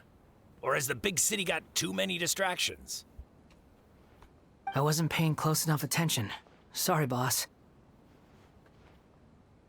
Ich kriege auch nie den richtigen Winkel hin. So. I think you're right. Maybe it's the city. It's so exciting. It can be hard to focus. Who's that guy? You know him or something? Das ist Scaramouche. He's who? You're a strange one, kiddo. You say you don't want any money for helping out here, and then when I actually give you some work to do, you keep letting yourself get distracted. I don't want to take advantage, so I'm happy to pay you what I'd pay anyone else. But if you keep acting like this, pretty soon I won't be able to afford to. No, please. I mean it. You don't need to pay me anything. I'm just so thankful you agreed to take on an outsider like me. You're welcome, I guess. But I got bigger things to worry about. Look, we're all out of Sunsettias. And I promised the lady down the street I'd deliver a fruit bowl this evening. Leave it to me. I'll find some more. Just a moment. Stop. I'm gonna level with you, kiddo. I've never met a worker who said they didn't want a wage before. And at first, I got greedy. Couldn't believe my luck. But I figured you'd start asking for something in return eventually. You don't want money. You don't take days off. And in your free time, all I see you do is wander around, taking in the sights. Are you a drifter or something? That's right, I am. We can talk more about that later. First, let me get those fruits you needed. Sunsetius, was it? I'll be right back. Hey, what do we do now? Wir folgen ihm. Okay, stay out of sight. Don't let him see you.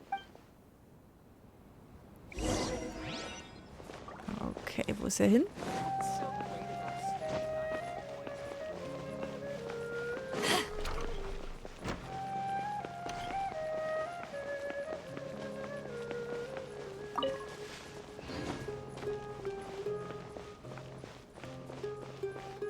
So, weiß er jetzt von seiner Vergangenheit oder ist dann sein Gedächtnis ausgelöscht? Wäre ja zumindest irgendwie zu vermuten.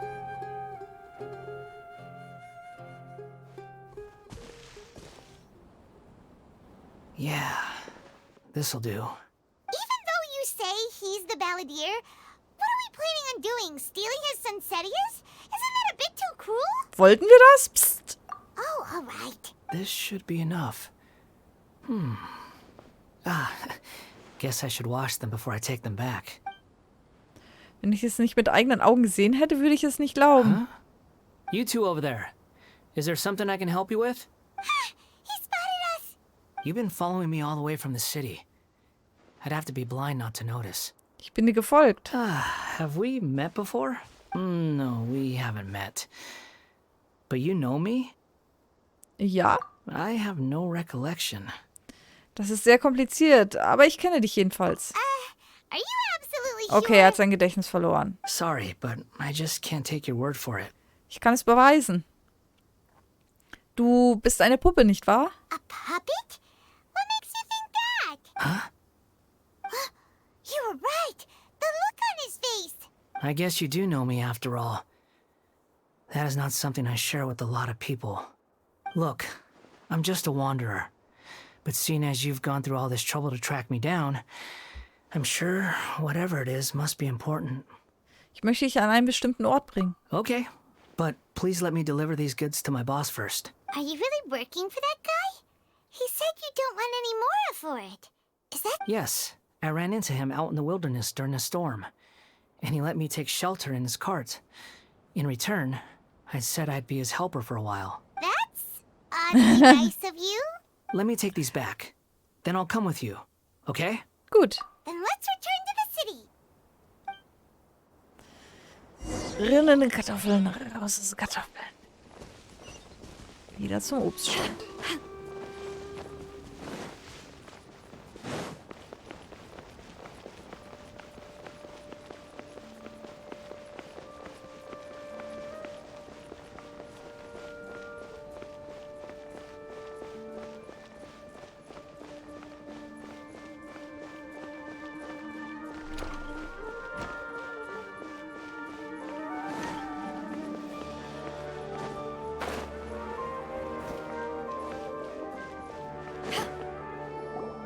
Here you go, boss. Oh, you really went and picked some more. Who are these two? Something's come up, and they need to borrow me. Sorry, boss. I'm afraid I'll be away from the stall for a while. I was just about to pay you anyway. Go wherever you want, kid. Don't waste your time here. What? I get it, okay? You just wanted to help me out, to thank me for giving you shelter from the rain that day. Even then, I don't understand why you're so adamant that you don't want any pay for it. But look, it was pouring down, and there you were, sauntering along without a care in the world, like you had nowhere to be and didn't even care that it was raining. Imagine you were me for a second. It's a little weird, right? Why is this guy traveling during a rainstorm if he's not trying to get somewhere? But anyway, taking you in didn't put me out even slightly. You don't owe me a thing for it. Certainly not all this.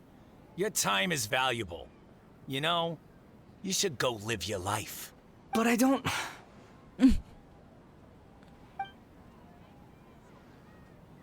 No, you're right. Then I suppose this is where we say goodbye.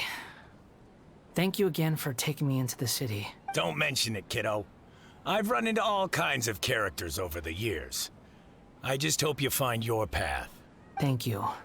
All right, done. Thanks for waiting for me. Okay. Dann klauen wir dir zur Belohnung auch noch mal ein bisschen was. So. So, wo müssen wir denn jetzt hin? Wo müssen wir hin? Zum Heiligtum. Okay.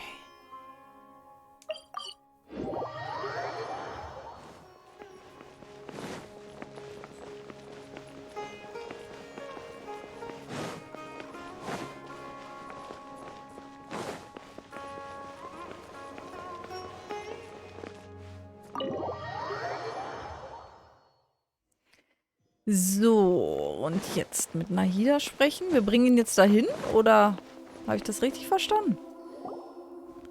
Nahida! Ja. What's wrong? Huh? Are you? Hello. I do apologize for the sudden intrusion. We found this guy in the street, but he doesn't seem to remember anything. So, yeah, quite an eventful walk.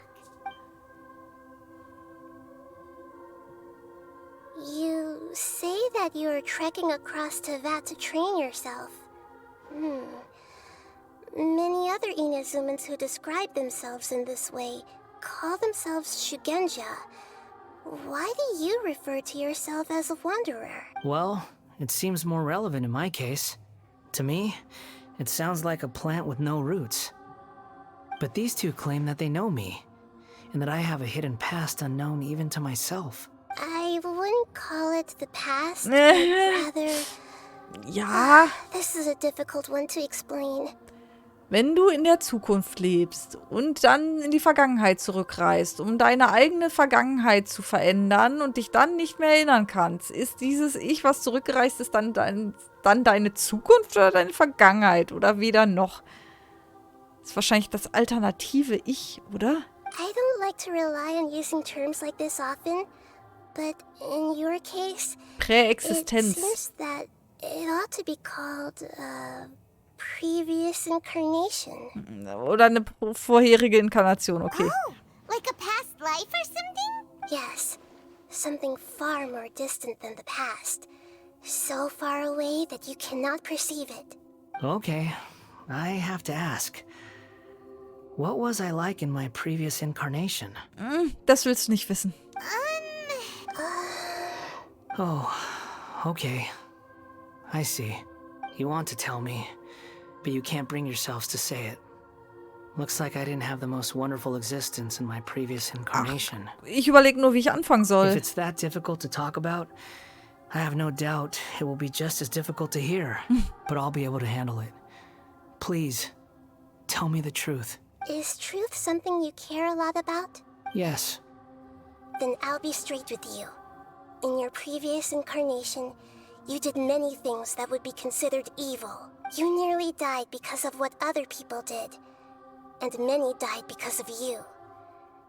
As a non-human being, you hated gods and humans alike. You drifted from place to place, never able to settle, even where you found status and identity.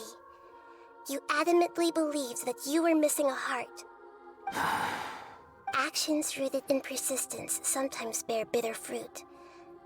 Sometimes, you have to let parts of yourself go, or you'll never be happy.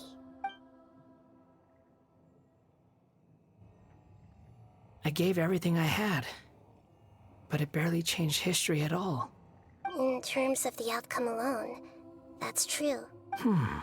I don't think I can judge everything I've heard purely in terms of right and wrong. Each choice a person makes belongs to a specific place and time, a chain of cause and effect, a cycle of karma and consequence. That is the nature of truth. If one thing is right, its opposite must be wrong. And yet, dichotomies like this are not enough to explain the world in all of its complexity. It seems like my previous incarnation wasn't the most likable individual. Nee, nicht wirklich. We're not trying to hurt your feelings or anything, but yeah, we weren't your biggest fans. Wir waren immer Gegner. If we were enemies, why are you trying to help me find the truth? This is so frustrating. This guy's supposed to be our arch enemy, but now he's just some random stranger we met on the street. He's got so much to answer for, but we can't make him talk because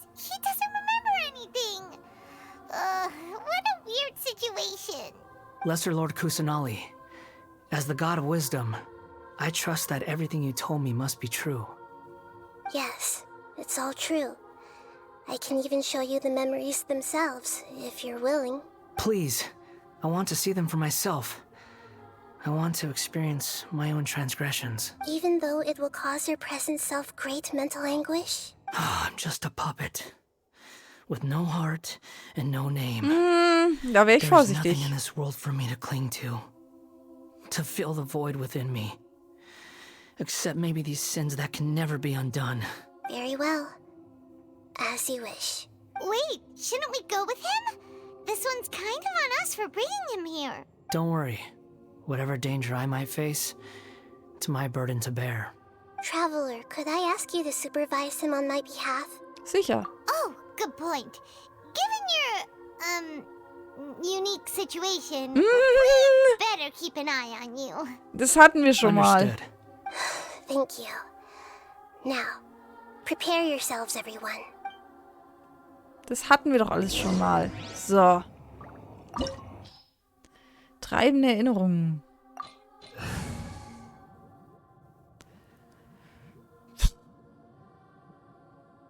Versuchen wir es mal mit dem Team.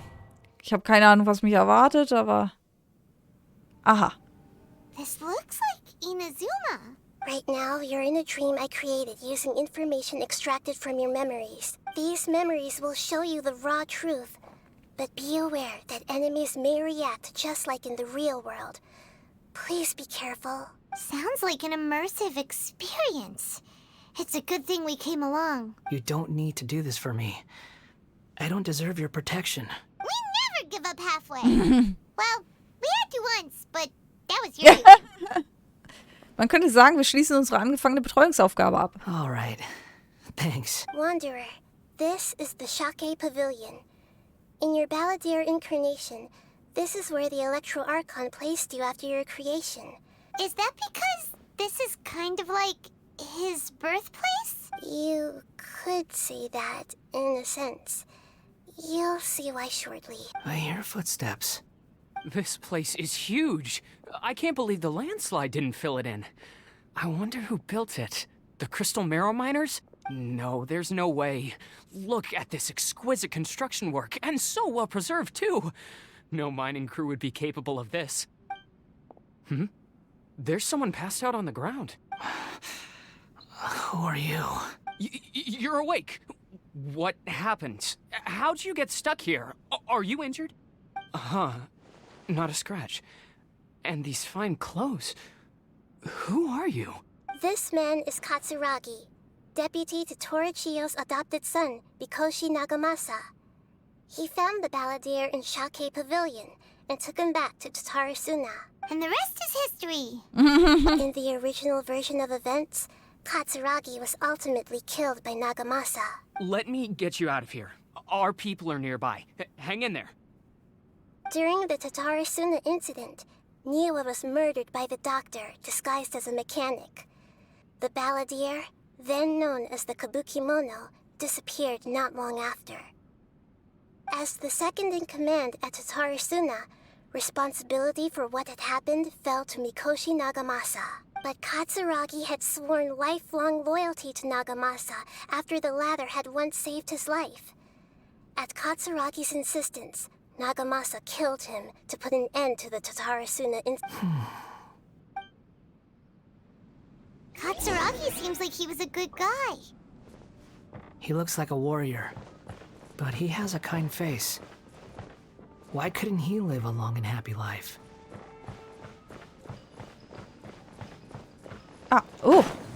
Runter. Okay. Gegner. Ich höre Gegner. Oh. Die Leiter sollte ich vielleicht runterkicken. Kann ich das? Nee. Kann ich nicht. Okay. Dann halt nicht. Nagamasa, I found this young guy in a cave sealed off by a landslide. He doesn't remember his name. Well, we need to call you something. I hear the workers are calling you the Kabukimono. That's fine with me. Katsuragi, report to Niwa. Tell him we have someone new joining us. Wie komme ich jetzt darüber? Ah, hier. Gibt es hier noch irgendwo Truhen oder so? Oh, das war jetzt nicht das Ziel. Doch keine Gegner? Hier ist eine Truhe. Oh Gott. Unfair!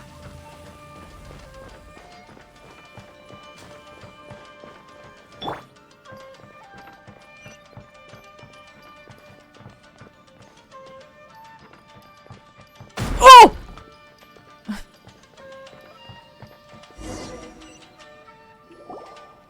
Huh? What are we doing back here? Stimmt. Whoa, this is where you were born? It's pretty, but there's nobody here. I was abandoned, like you. I lived here for a while at first, but there's nothing for us here. We can't stay. Okay. I heard my mom and dad used to make swords, but the factory manager died, and then my dad got sick. He kept coughing all the time, just like me. Then Mom started coughing too. But you can't. You promised me. Yup, we're family now.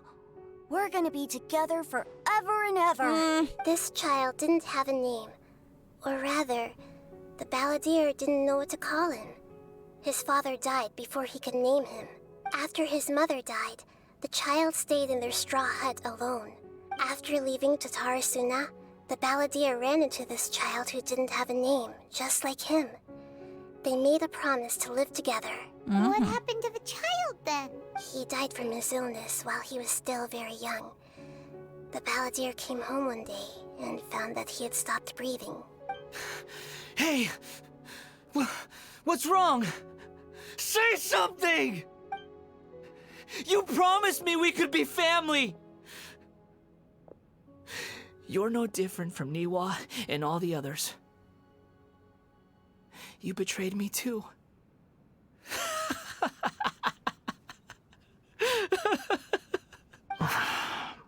The voices have gone. It looks like the memory ends here. Let's keep going. Jetzt. I'm here.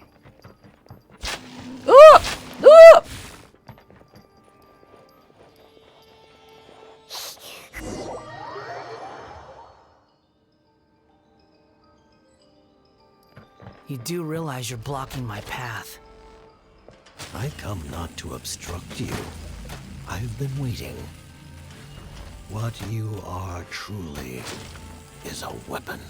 One that could be wielded with an iron will. Or you could continue to drift aimlessly. Are you trying to win me over? Long-fated rebellion has begun. Why not take your place at the banquet and join those who shall feast? Shut up!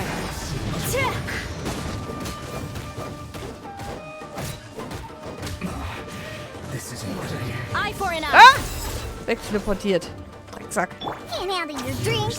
Come, shake and stir.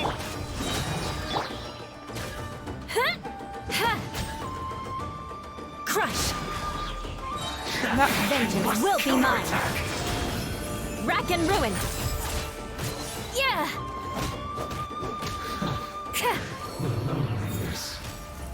Ah! Come at me! Power the Back into it! You can't run! Beg for mercy! Get out of my way!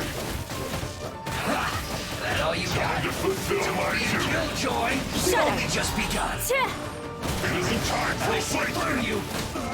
My duty. Looks like I went too far. Schon erledigt? Okay.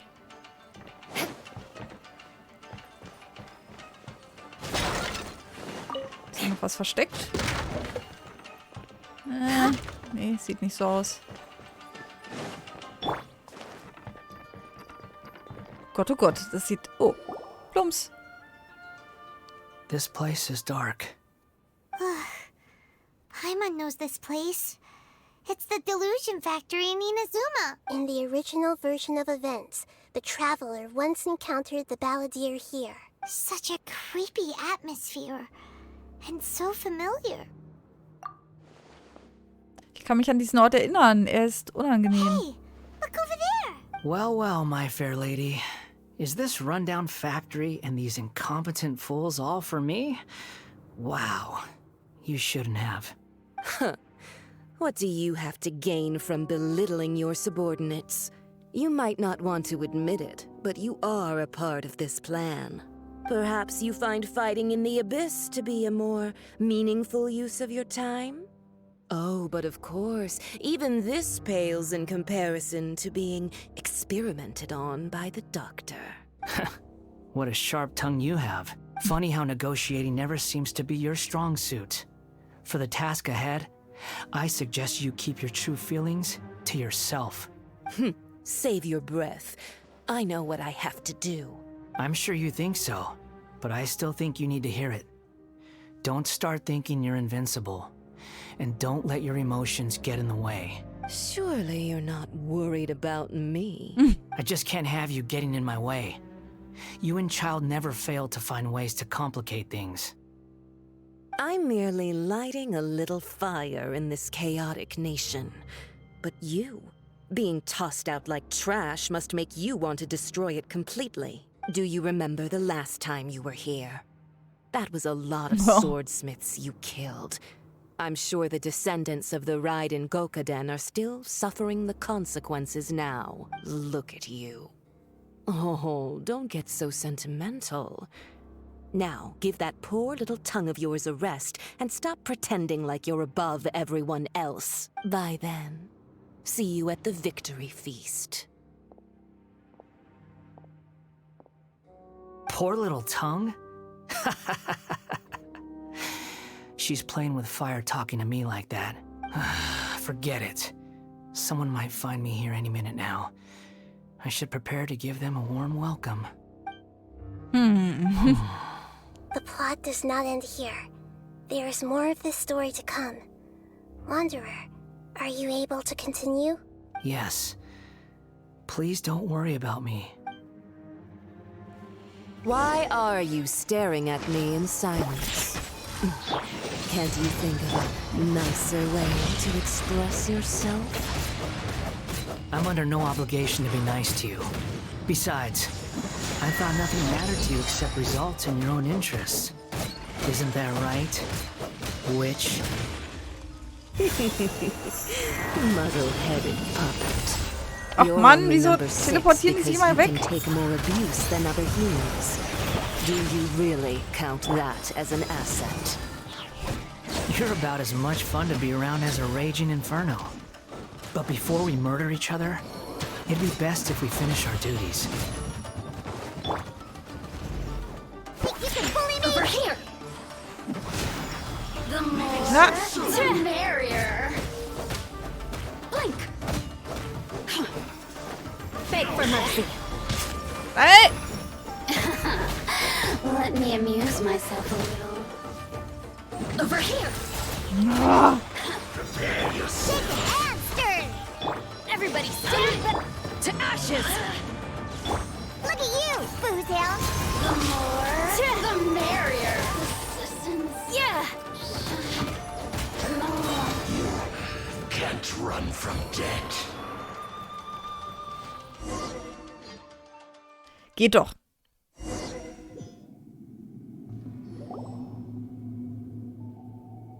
Looks like we've arrived in Sumeru. Is that? Considering that Amorta's sage, Nafis, refused to join this project, I'll take part in the experiment in his place. Welcome. I look forward to a fruitful collaboration. When do we start? You seem impatient. You should know that becoming a god is far from a trivial affair. The biological transformation is a lengthy process. As such, I too would recommend that we commence as soon as possible. In the event that a successful connection is established, his body will become permanently bound to the machine, and he will be unable to move independently of it. Nothing worse than what I've been through before then, Doctor. You were the most resilient test subject I ever came across. Thanks to you, I was able to garner a great deal of information. Alas, after that, you were under orders to remain in the abyss. We barely saw each other, and it became difficult to further refine the knowledge I had gained. That was gracefully worded. Ever wonder what they think if they knew that nothing matters to you? I suggest you speak to me in a more respectful tone, Scaramouche. The mere fact of your utility does not make you indestructible. The doctor again? That was uncomfortable to watch. That person gives off a very sinister energy. Il Dottore hat das alles verursacht. It's normal for him to give you the creeps. He scares the bejeebers out of Paimon. Let's move on.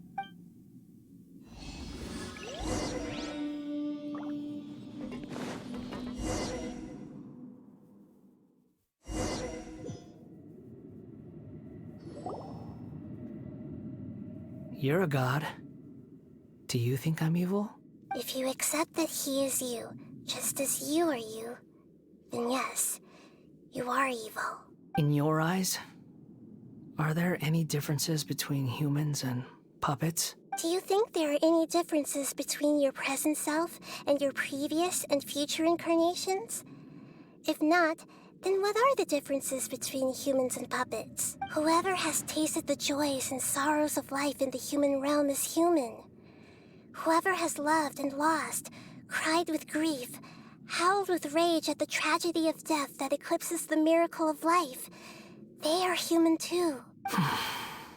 I've seen enough of my past. If possible, I'd like to reclaim the sins that are mine to bear.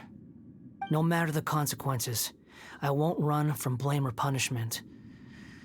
Whatever I am due, let it come to pass. Was meinst du damit? Can you return my memories to me? Huh? But won't that mean you'll lose your current identity? Was? Moment mal, der will jetzt... Hä? I've always believed that human lives follow a set of rules, with each person being a collection of past experiences. As a puppet living in a human world, my life is subject to the same rules. Regaining your memories means reverting completely to your previous incarnation. All the emotions that you discarded will return to you. Are you sure you want to do this? I've lived with the void in my chest my whole life. My creator didn't need me. And ever since I awoke, I've just drifted from one place to the next. Ich weiß nicht, ob das eine gute Idee ist. But then I met you. And I finally realized that reclaiming my missing sins might be my one opportunity to become my true self. Ist dies die wahre Bedeutung von dem, was die höhere Herrin Krokadevata gesagt hat? Dass man sich nicht selbst auslöschen kann? Selbst wenn der ursprüngliche Scaramouche gelöscht wurde, gibt es dieses Individuum, das an seiner Stelle weiter existiert. Ist es vorherbestimmt, dass man seinen Sünden nicht entkommen kann? I've always felt I have an innate tendency to yearn for something more, in a way that goes deeper than for most people. But for all my soul-searching as a Shugenja, I've never fully understood it. So I beg you, grant me this opportunity to gain a purpose, to change my destiny. Very well. Since your mind is made up, I will return to you that which is yours.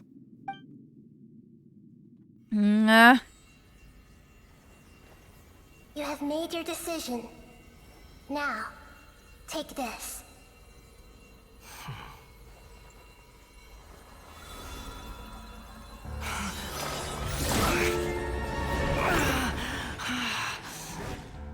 Set him free. A puppet? What's he doing here? You're a human as far as I'm concerned.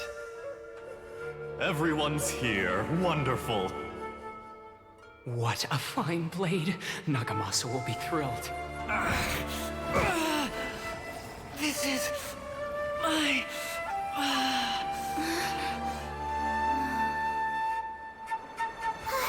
Is he alright? No way!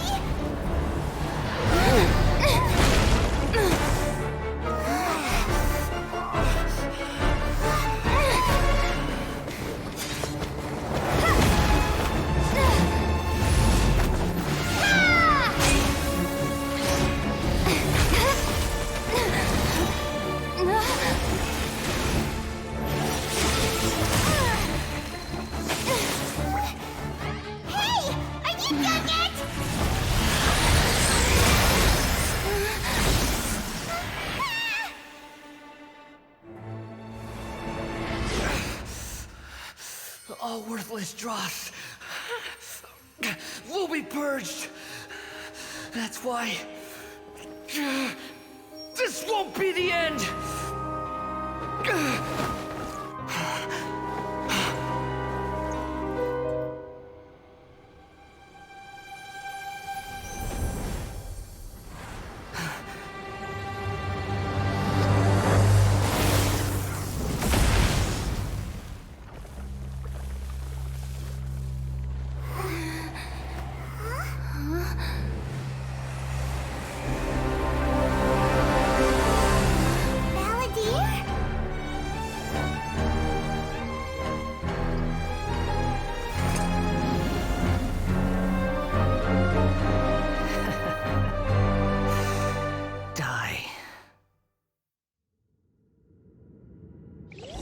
This is trying me. Okay. Have you got any more stupid questions? Feeble human.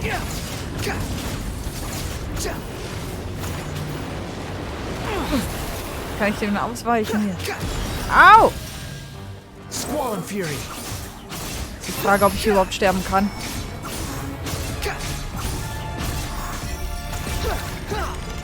At my command, you shall fall. The wind rises.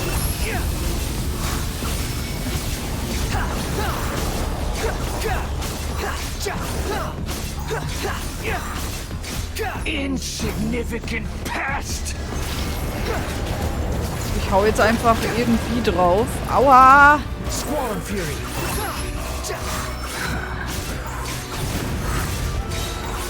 Know your place. My endless cycle begins.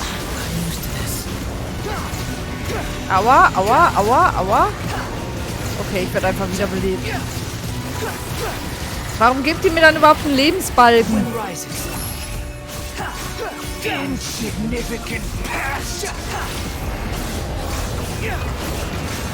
Dann hättet ihr mir auch keinen Lebensbalken geben brauchen, wenn ich eh unbesiegbar bin.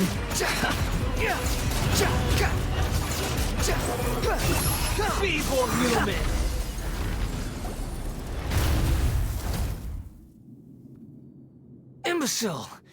Get out of my sight. It disappeared. Did we win? What did you expect? I'd never lose to that. There's the tone of voice again. You're definitely back to your old self. Wait, but it was you inside that thing too. What have you got to be smug about? Sorry. I'm harsh on myself and everyone else. Just the way I am.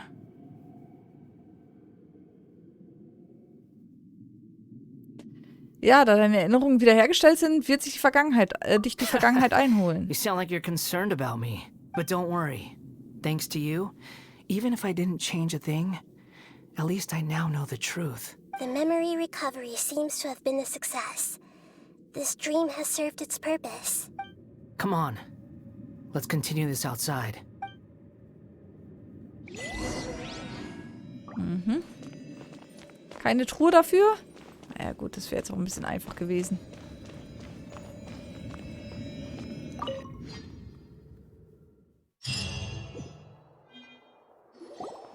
Welcome back, traveler. Paimon, Balladeer. It feels like we just went on a really long journey. Paimon's exhausted. You don't like being addressed by that name? It's fine. But I was just thinking, I should probably change it. Du willst nicht mehr Scaramouche genannt werden. After learning about everything the doctor did, there's no way I can carry on using a name connected to him. I'm not planning on returning to the Fatui. And they wouldn't take me back anyway. Recent events will have affected a lot of people. And they might not even remember who the sixth is. Eben. Dich kennt ja keiner. So, you're quitting the Fatui for good? Das wäre wie eine heimliche Flucht. It's like you said, Lesser Lord Kusanali. Everything may look futile, but it wasn't completely meaningless. At least I made a lot of people forget about me. But that doesn't mean your own past has disappeared. Of course. And your main goal, for which you gave up everything you had, you weren't able to achieve it. I hope you can see and understand that. changing the world, changing the past, changing the fates of other people. These are not simple things to accomplish. What you are looking for is complete annihilation. But this is just a fantasy.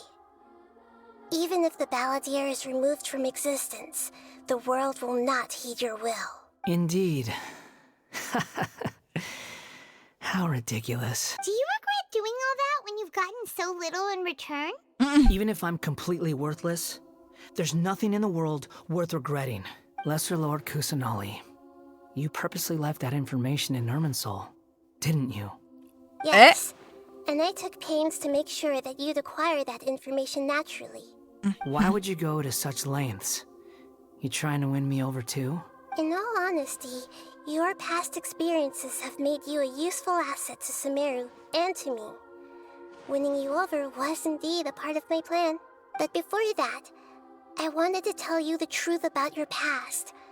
If all I wanted to do was use you, then I'd be no different from the doctor. Very clever. I guess you could say that's one of my virtues. Utility to others is what gives me worth. So if embracing my sins is what it takes to make me useful again, so be it. So denkt Nahida nicht. Oh, right. I almost forgot. You're the good guys. You're into justice and all that. Sorry if I have a slightly different perspective on things, but I don't feel like I've been duped. The wisest leaders are fated to end up with the best helpers. I'm glad you're able to think of it in that way. Traveler, in the future, I'll continue to search Irminsul more deeply and see what secrets can be uncovered, including the beginning of your twins' journey recorded in Irminsul. What exactly happened before and after that point? I want to know as well. Dann hilf mir bitte, es herauszufinden. I will try. Traveler. After I dove into the information torrents in Irminsul, why did you go to Inazuma? Weil ich wissen wollte, was du verändert hast. So that's how you found out whose fate had changed. Well, whatever your reasons, you did me a favor. And I'll do everything I can to pay it back. Ich habe das nicht getan, um dafür belohnt zu werden. Borrowing and returning are the only real relationships between individuals. I'll balance the books one day. Don't you worry. That's not true. A relationship between two people is not simply a ledger that can be reset to zero. I think deep down you realize this. People who show up in your life don't just evaporate like water drops and leave nothing behind. There is no such thing as balancing the books. Some things in this world can never be brought back, and they can never be changed, which is why there is emotion in the human world. Everything that you feel is real and lasting, and whatever is missing in you will not be made whole. To be human is to live with imperfections. You can choose whether or not you want to be human. But humans can't live without a heart, can they? Anyway, I gave up trying to become a human a long time ago. You understand what pain is perfectly well, even without a heart. The past is set in stone, but you can keep moving on. And the longer your future lasts, the shorter your past will become, until one day, it is but a tiny fraction of your life. Sounds like you've got a future planned out for me. Ich hoffe, du wirst dich mit Nahida zusammentun. Everything's ended up being pretty darn complicated. Paimon doesn't even know where to start, but the most important thing now is that you need to follow Nahida. Otherwise, all our efforts will have been for nothing.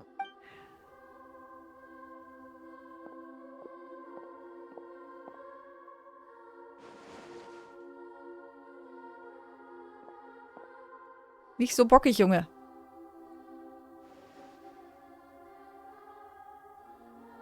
Then I guess I'll be helping you from behind the scenes from now on. I'm glad that you've accepted our proposal. Why don't you choose a new name to celebrate? Ooh! Paimon wants to pick an ugly name. Why? Because Paimon still doesn't like you that much. Then I hope we don't see much of each other in the future. A name is life's first gift. You didn't say it out loud, but I know that's what you're thinking. The Traveler and Paimon have helped you a lot. If you can't decide on a new name, Maybe you can ask them for ideas. Was? Wir sollen das entscheiden. No, Paimon only does nicknames. If it's a serious name you're after, it's all yours. Wir können ihm jetzt einen Namen geben? Have you got anything? Regeln und Erklärungen zur Namensänderung. Regeln zur Namensänderung. Du kannst den Namen der Figur bis in die Ewigkeit driften Wanderer durch das Zwischenkapitel des Archontenauftrags Umgekehrte Schöpfung und mit dem Objekt Umschreibungspinsel ändern. Durch das Zwischenkapitel des Archontenauftrags Umgekehrte Schöpfung mit dem Objekt Umschreibungspinsel ändern. Bitte beachte, dass bestimmte Namen nicht genutzt werden können. Sobald der Name geändert wurde, zeigen bestimmte Teile der Spieloberfläche den angepassten Namen an. Bitte denkt daran, dass die Anzahl der Möglichkeiten zur Namensänderung begrenzt ist. Erklärung. Stell bitte sicher, unsere Nutzung folgen, während du den Namen änderst, um eine freundliche Spielatmosphäre zu schaffen. Nichts und bestätige bitte blablub. Wir können deine Nutzung der Spieldienste blablub. Aber auf wie viele ist es begrenzt?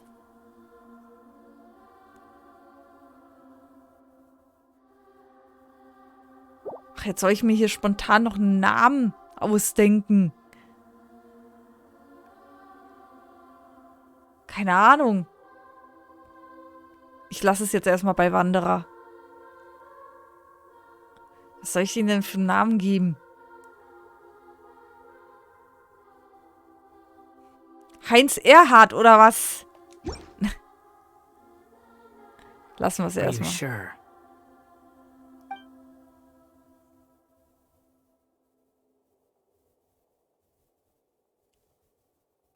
Kann ich den dann jederzeit ändern? Habe ich das richtig verstanden? Mit diesem Pinsel und diesem Zwischenkapitel? Ich weiß nur nicht, wie das geht.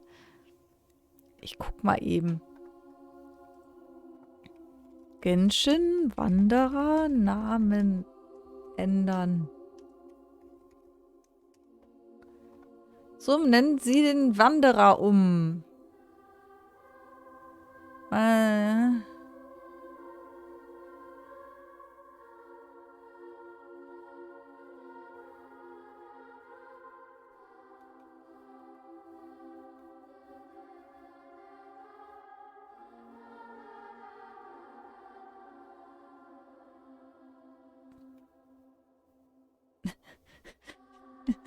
Man kann ihn nicht Paimon nennen. Okay.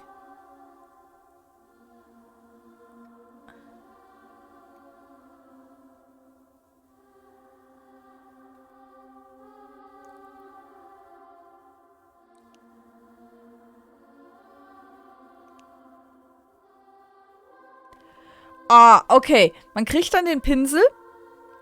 Damit kann man den Namen nochmal ändern. Aber dann nur ein letztes Mal. Das heißt, ich muss noch einmal drüber nachdenken. Okay. Ich muss mir noch einen guten Namen ausdenken. Have you got anything?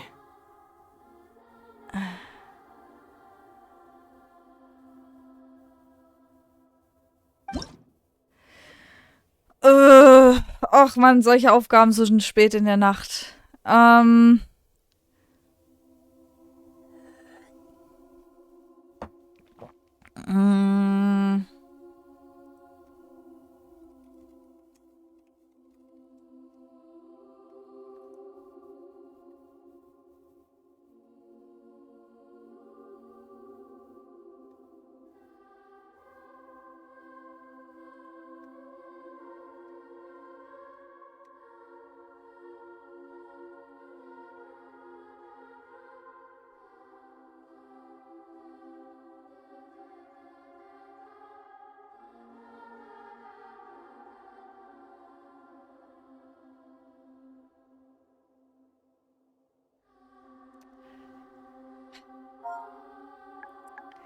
So, ich denke mir jetzt was aus.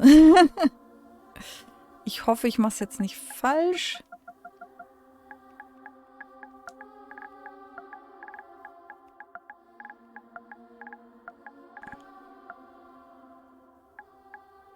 Ich bin total unkreativ.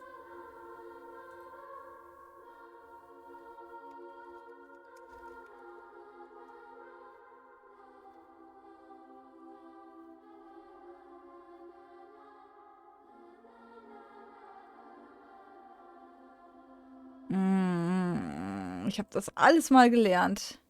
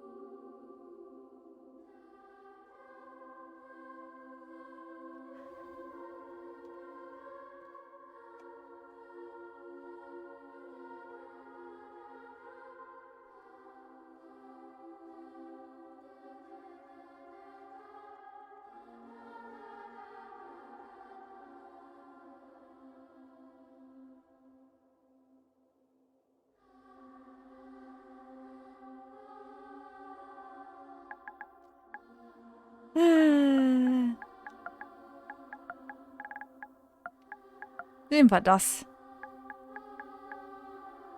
Ich weiß nicht, ob das richtig ist, aber...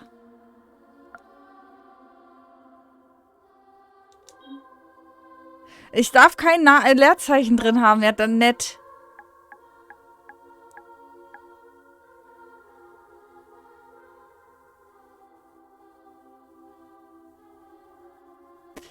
Dann ziehen wir das einfach zusammen. Dann haben wir einen Fantasienamen.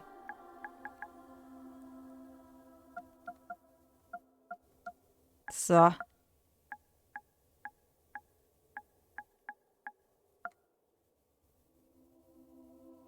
Okay. Are you sure? Finde ich gut. Oh, all right. If you say so.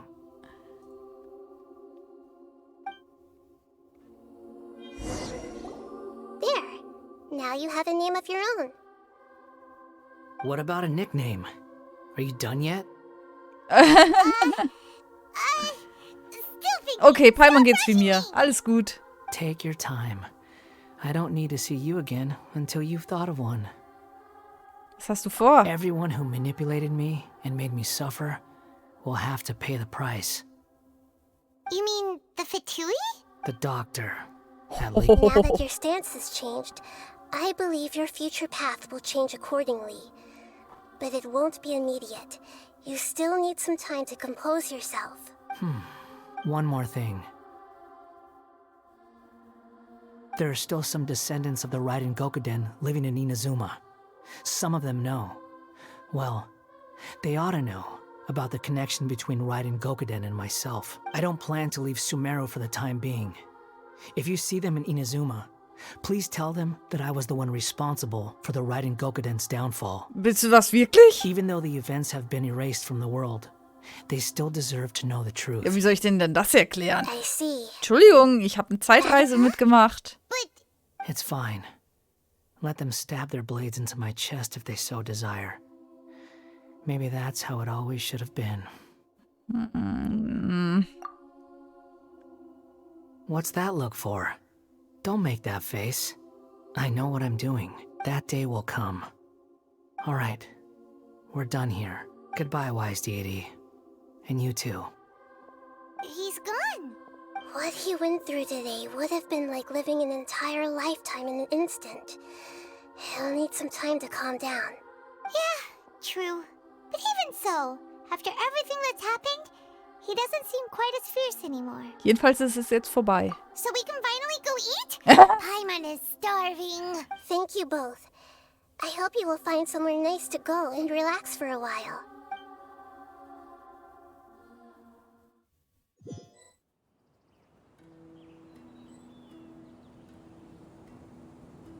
I've got it! I can end my novel with some words from Mikoshi Nagamasa. You mean because everyone else in the story is dead? Yeah, I heard that Mikoshi Nagamasa died at a ripe old age. He's the perfect fit to be the narrator of the epilogue. The dark clouds had dissipated, but they continued to cast their shadow in Mikoshi Nagamasa's mind for decades to come. Then, one night, as an old man, he had a dream. On the night when that prized blade, the Daitatara Nagamasa, was forged, the people rejoiced, and there was painting, dancing, and drinking. All these expressions of joy melted down in the furnace fire and turned into red clouds that rallied around the final sunrise that Mikoshi Nagamasa saw in his lifetime. Life is a story too long to be told, a journey that you must walk to behold.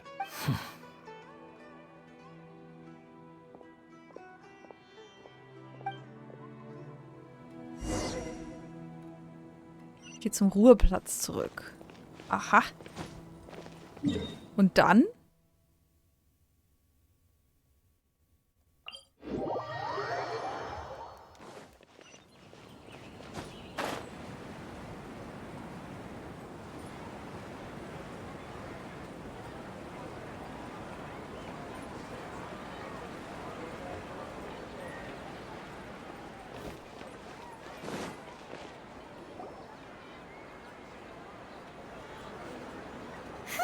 It's about time we had a break.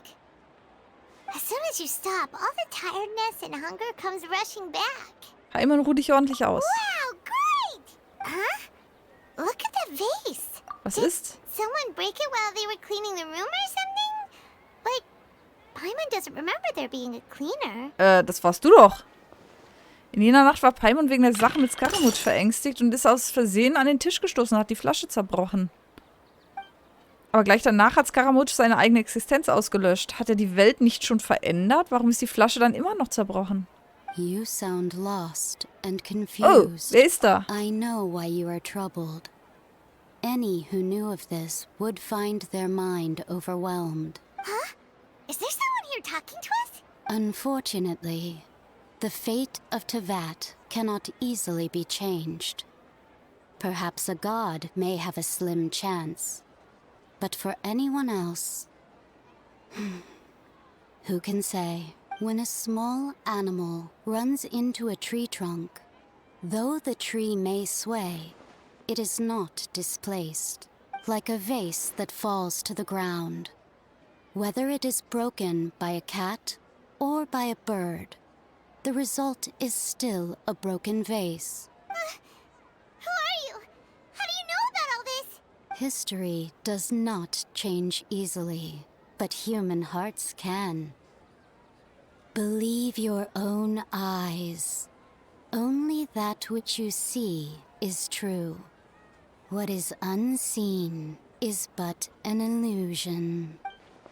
The voice has disappeared. And who the heck was that? And what were they doing coming out of nowhere and saying all that scary stuff? Den Augen vertrauen? Das hat sie gesagt. Soll ich auf meine Erinnerung hören?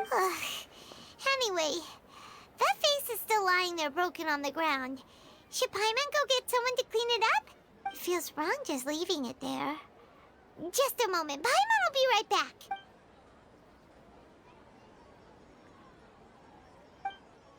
Was erwartet mich in der Zukunft? So. Damit hätten wir es abgeschlossen. Okay. Wir haben noch den Umschreibungspinsel bekommen. Den brauchen wir aber erstmal nicht. Ich denke, der Name ist jetzt okay erstmal. Ein Pinsel, mit dem der Name einer Person geändert werden kann. Nach Durchführen dieser Namensänderung ist keine weitere Änderung mehr möglich.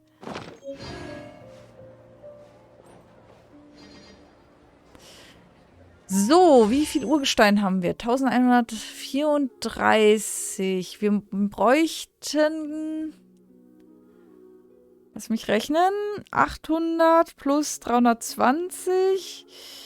1102. Ja, dann hätten wir da schon mal 5, 6, 7. Dann bräuchten wir eigentlich noch 3 und dann können wir eine 10er-Ziehung machen. Ich würde... Jetzt wäre der Wanderer schon irgendwie cool. Aber ich bräuchte auch Ito. Ich will auf beide ziehen.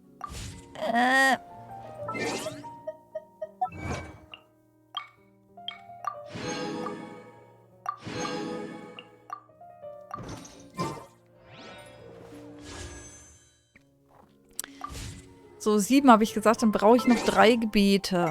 Kann ich mir 3 Gebete leisten? Sieht gut aus.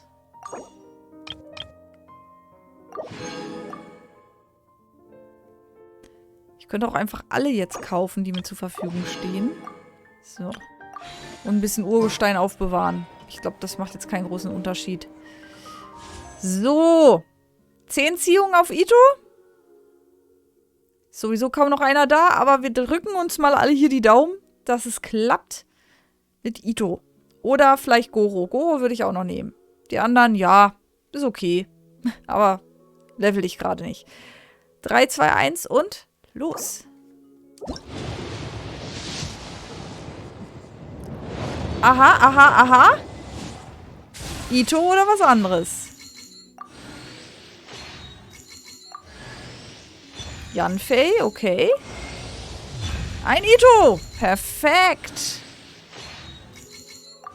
Wie lange geht das noch? Vielleicht können wir beim nächsten Mal sogar noch auf den Wanderer rollen. Uiuiuiuiuiui. Eine Traumziehung gerade. Also für meine Verhältnisse. Also, wir haben Ito. Wir haben noch 2 4-Sterne-Charaktere. Und wir haben noch eine 4-Sterne-Waffe. Ich weiß nur nicht, ob die gut ist. Ich weiß nicht, was ist denn das? Herzensblick. Katalysator für Angriff. Widerhall. Schießt bei Treffer mit Stein.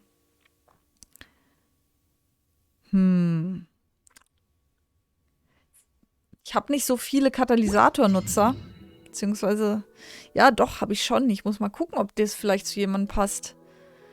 Zumindest die Noelle habe ich. Ich hätte noch Ningguang. Ja. Nee, nicht Noelle. Nilo. Nee, Nilo ist ja ein Schwertennutzer. Wer hat denn noch einen Katalysator? Ach ja, die Sangonomia. Okay. Yay, wir haben Ito. Jetzt muss ich nicht mehr Noelle verzweifelt zusammenkriegen. So. Du bist raus. Rein mit Ito. Yay! So. Den kann ich auch gleich noch... Ups, gleich mal das Hotelzimmer auseinandernehmen hier. Nee, was ich jetzt wollte war... Moment, wir haben es gleich. Den nochmal hochleveln. Ah ja, du brauchst noch das Sternbild. Guck mal, die habe ich auch bald hier. Komplett, wenn das so weitergeht. So, du auch.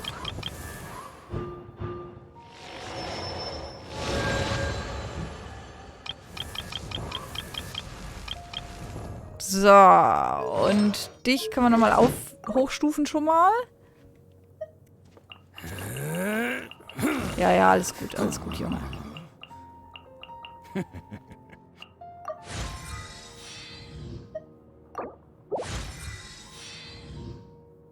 Haben wir alles? Jawohl. Zack. Da kriegen wir nämlich auch noch hier was.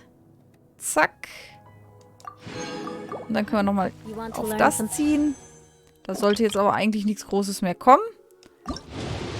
Glaube ich. Nö. Aber die andere Ziehung war ja schon echt gut. Nice, nice. Ja, dann kann ich das nächste Mal noch auf den Wanderer ziehen. Und das Beste hoffen. Gut. Jetzt muss ich natürlich das, was ich in Noelle investiert habe, erstmal wieder in Ito reinhämmern. Ja, okay. Das ist zerbrochenes Horn, goldener Garmfürst. Ach du Schande. Was werde ich das lieben? Vielleicht doch lieber Noelle. Mal schauen. Aber das schaue ich mir dann an, was ich da am besten reinhämmere. Ein Goro extra wäre noch nice gewesen, aber gut, man kann ja nicht alles haben. So, meine Lieben, das war's für heute. Wir sehen uns beim nächsten Mal wieder. Nächster Stream, 20:30 Uhr am Donnerstag. Gravity Rush 2 gehen wir wieder auf Trophäenjagd. Ansonsten wird hier der Zeitplan gepflegt. Ich aktualisiere mal am Sonntag bzw. am Montag für die nächste Woche die Streams hier im Zeitplan auf Twitch oder in meinem Discord-Channel unten verlinkt. YouTube natürlich, im Moment 9 Folgen die Woche. Euch wird nicht langweilig werden, ebenfalls hier unten verlinkt. Ansonsten würde ich sagen, ich wünsche euch einen schönen Abend, schlaft gut, wacht erholt auf, habt einen tollen Tag morgen und wir sehen uns, wenn ihr mögt, am Donnerstag wieder. Bis dann, meine Lieben. Ciao, ciao.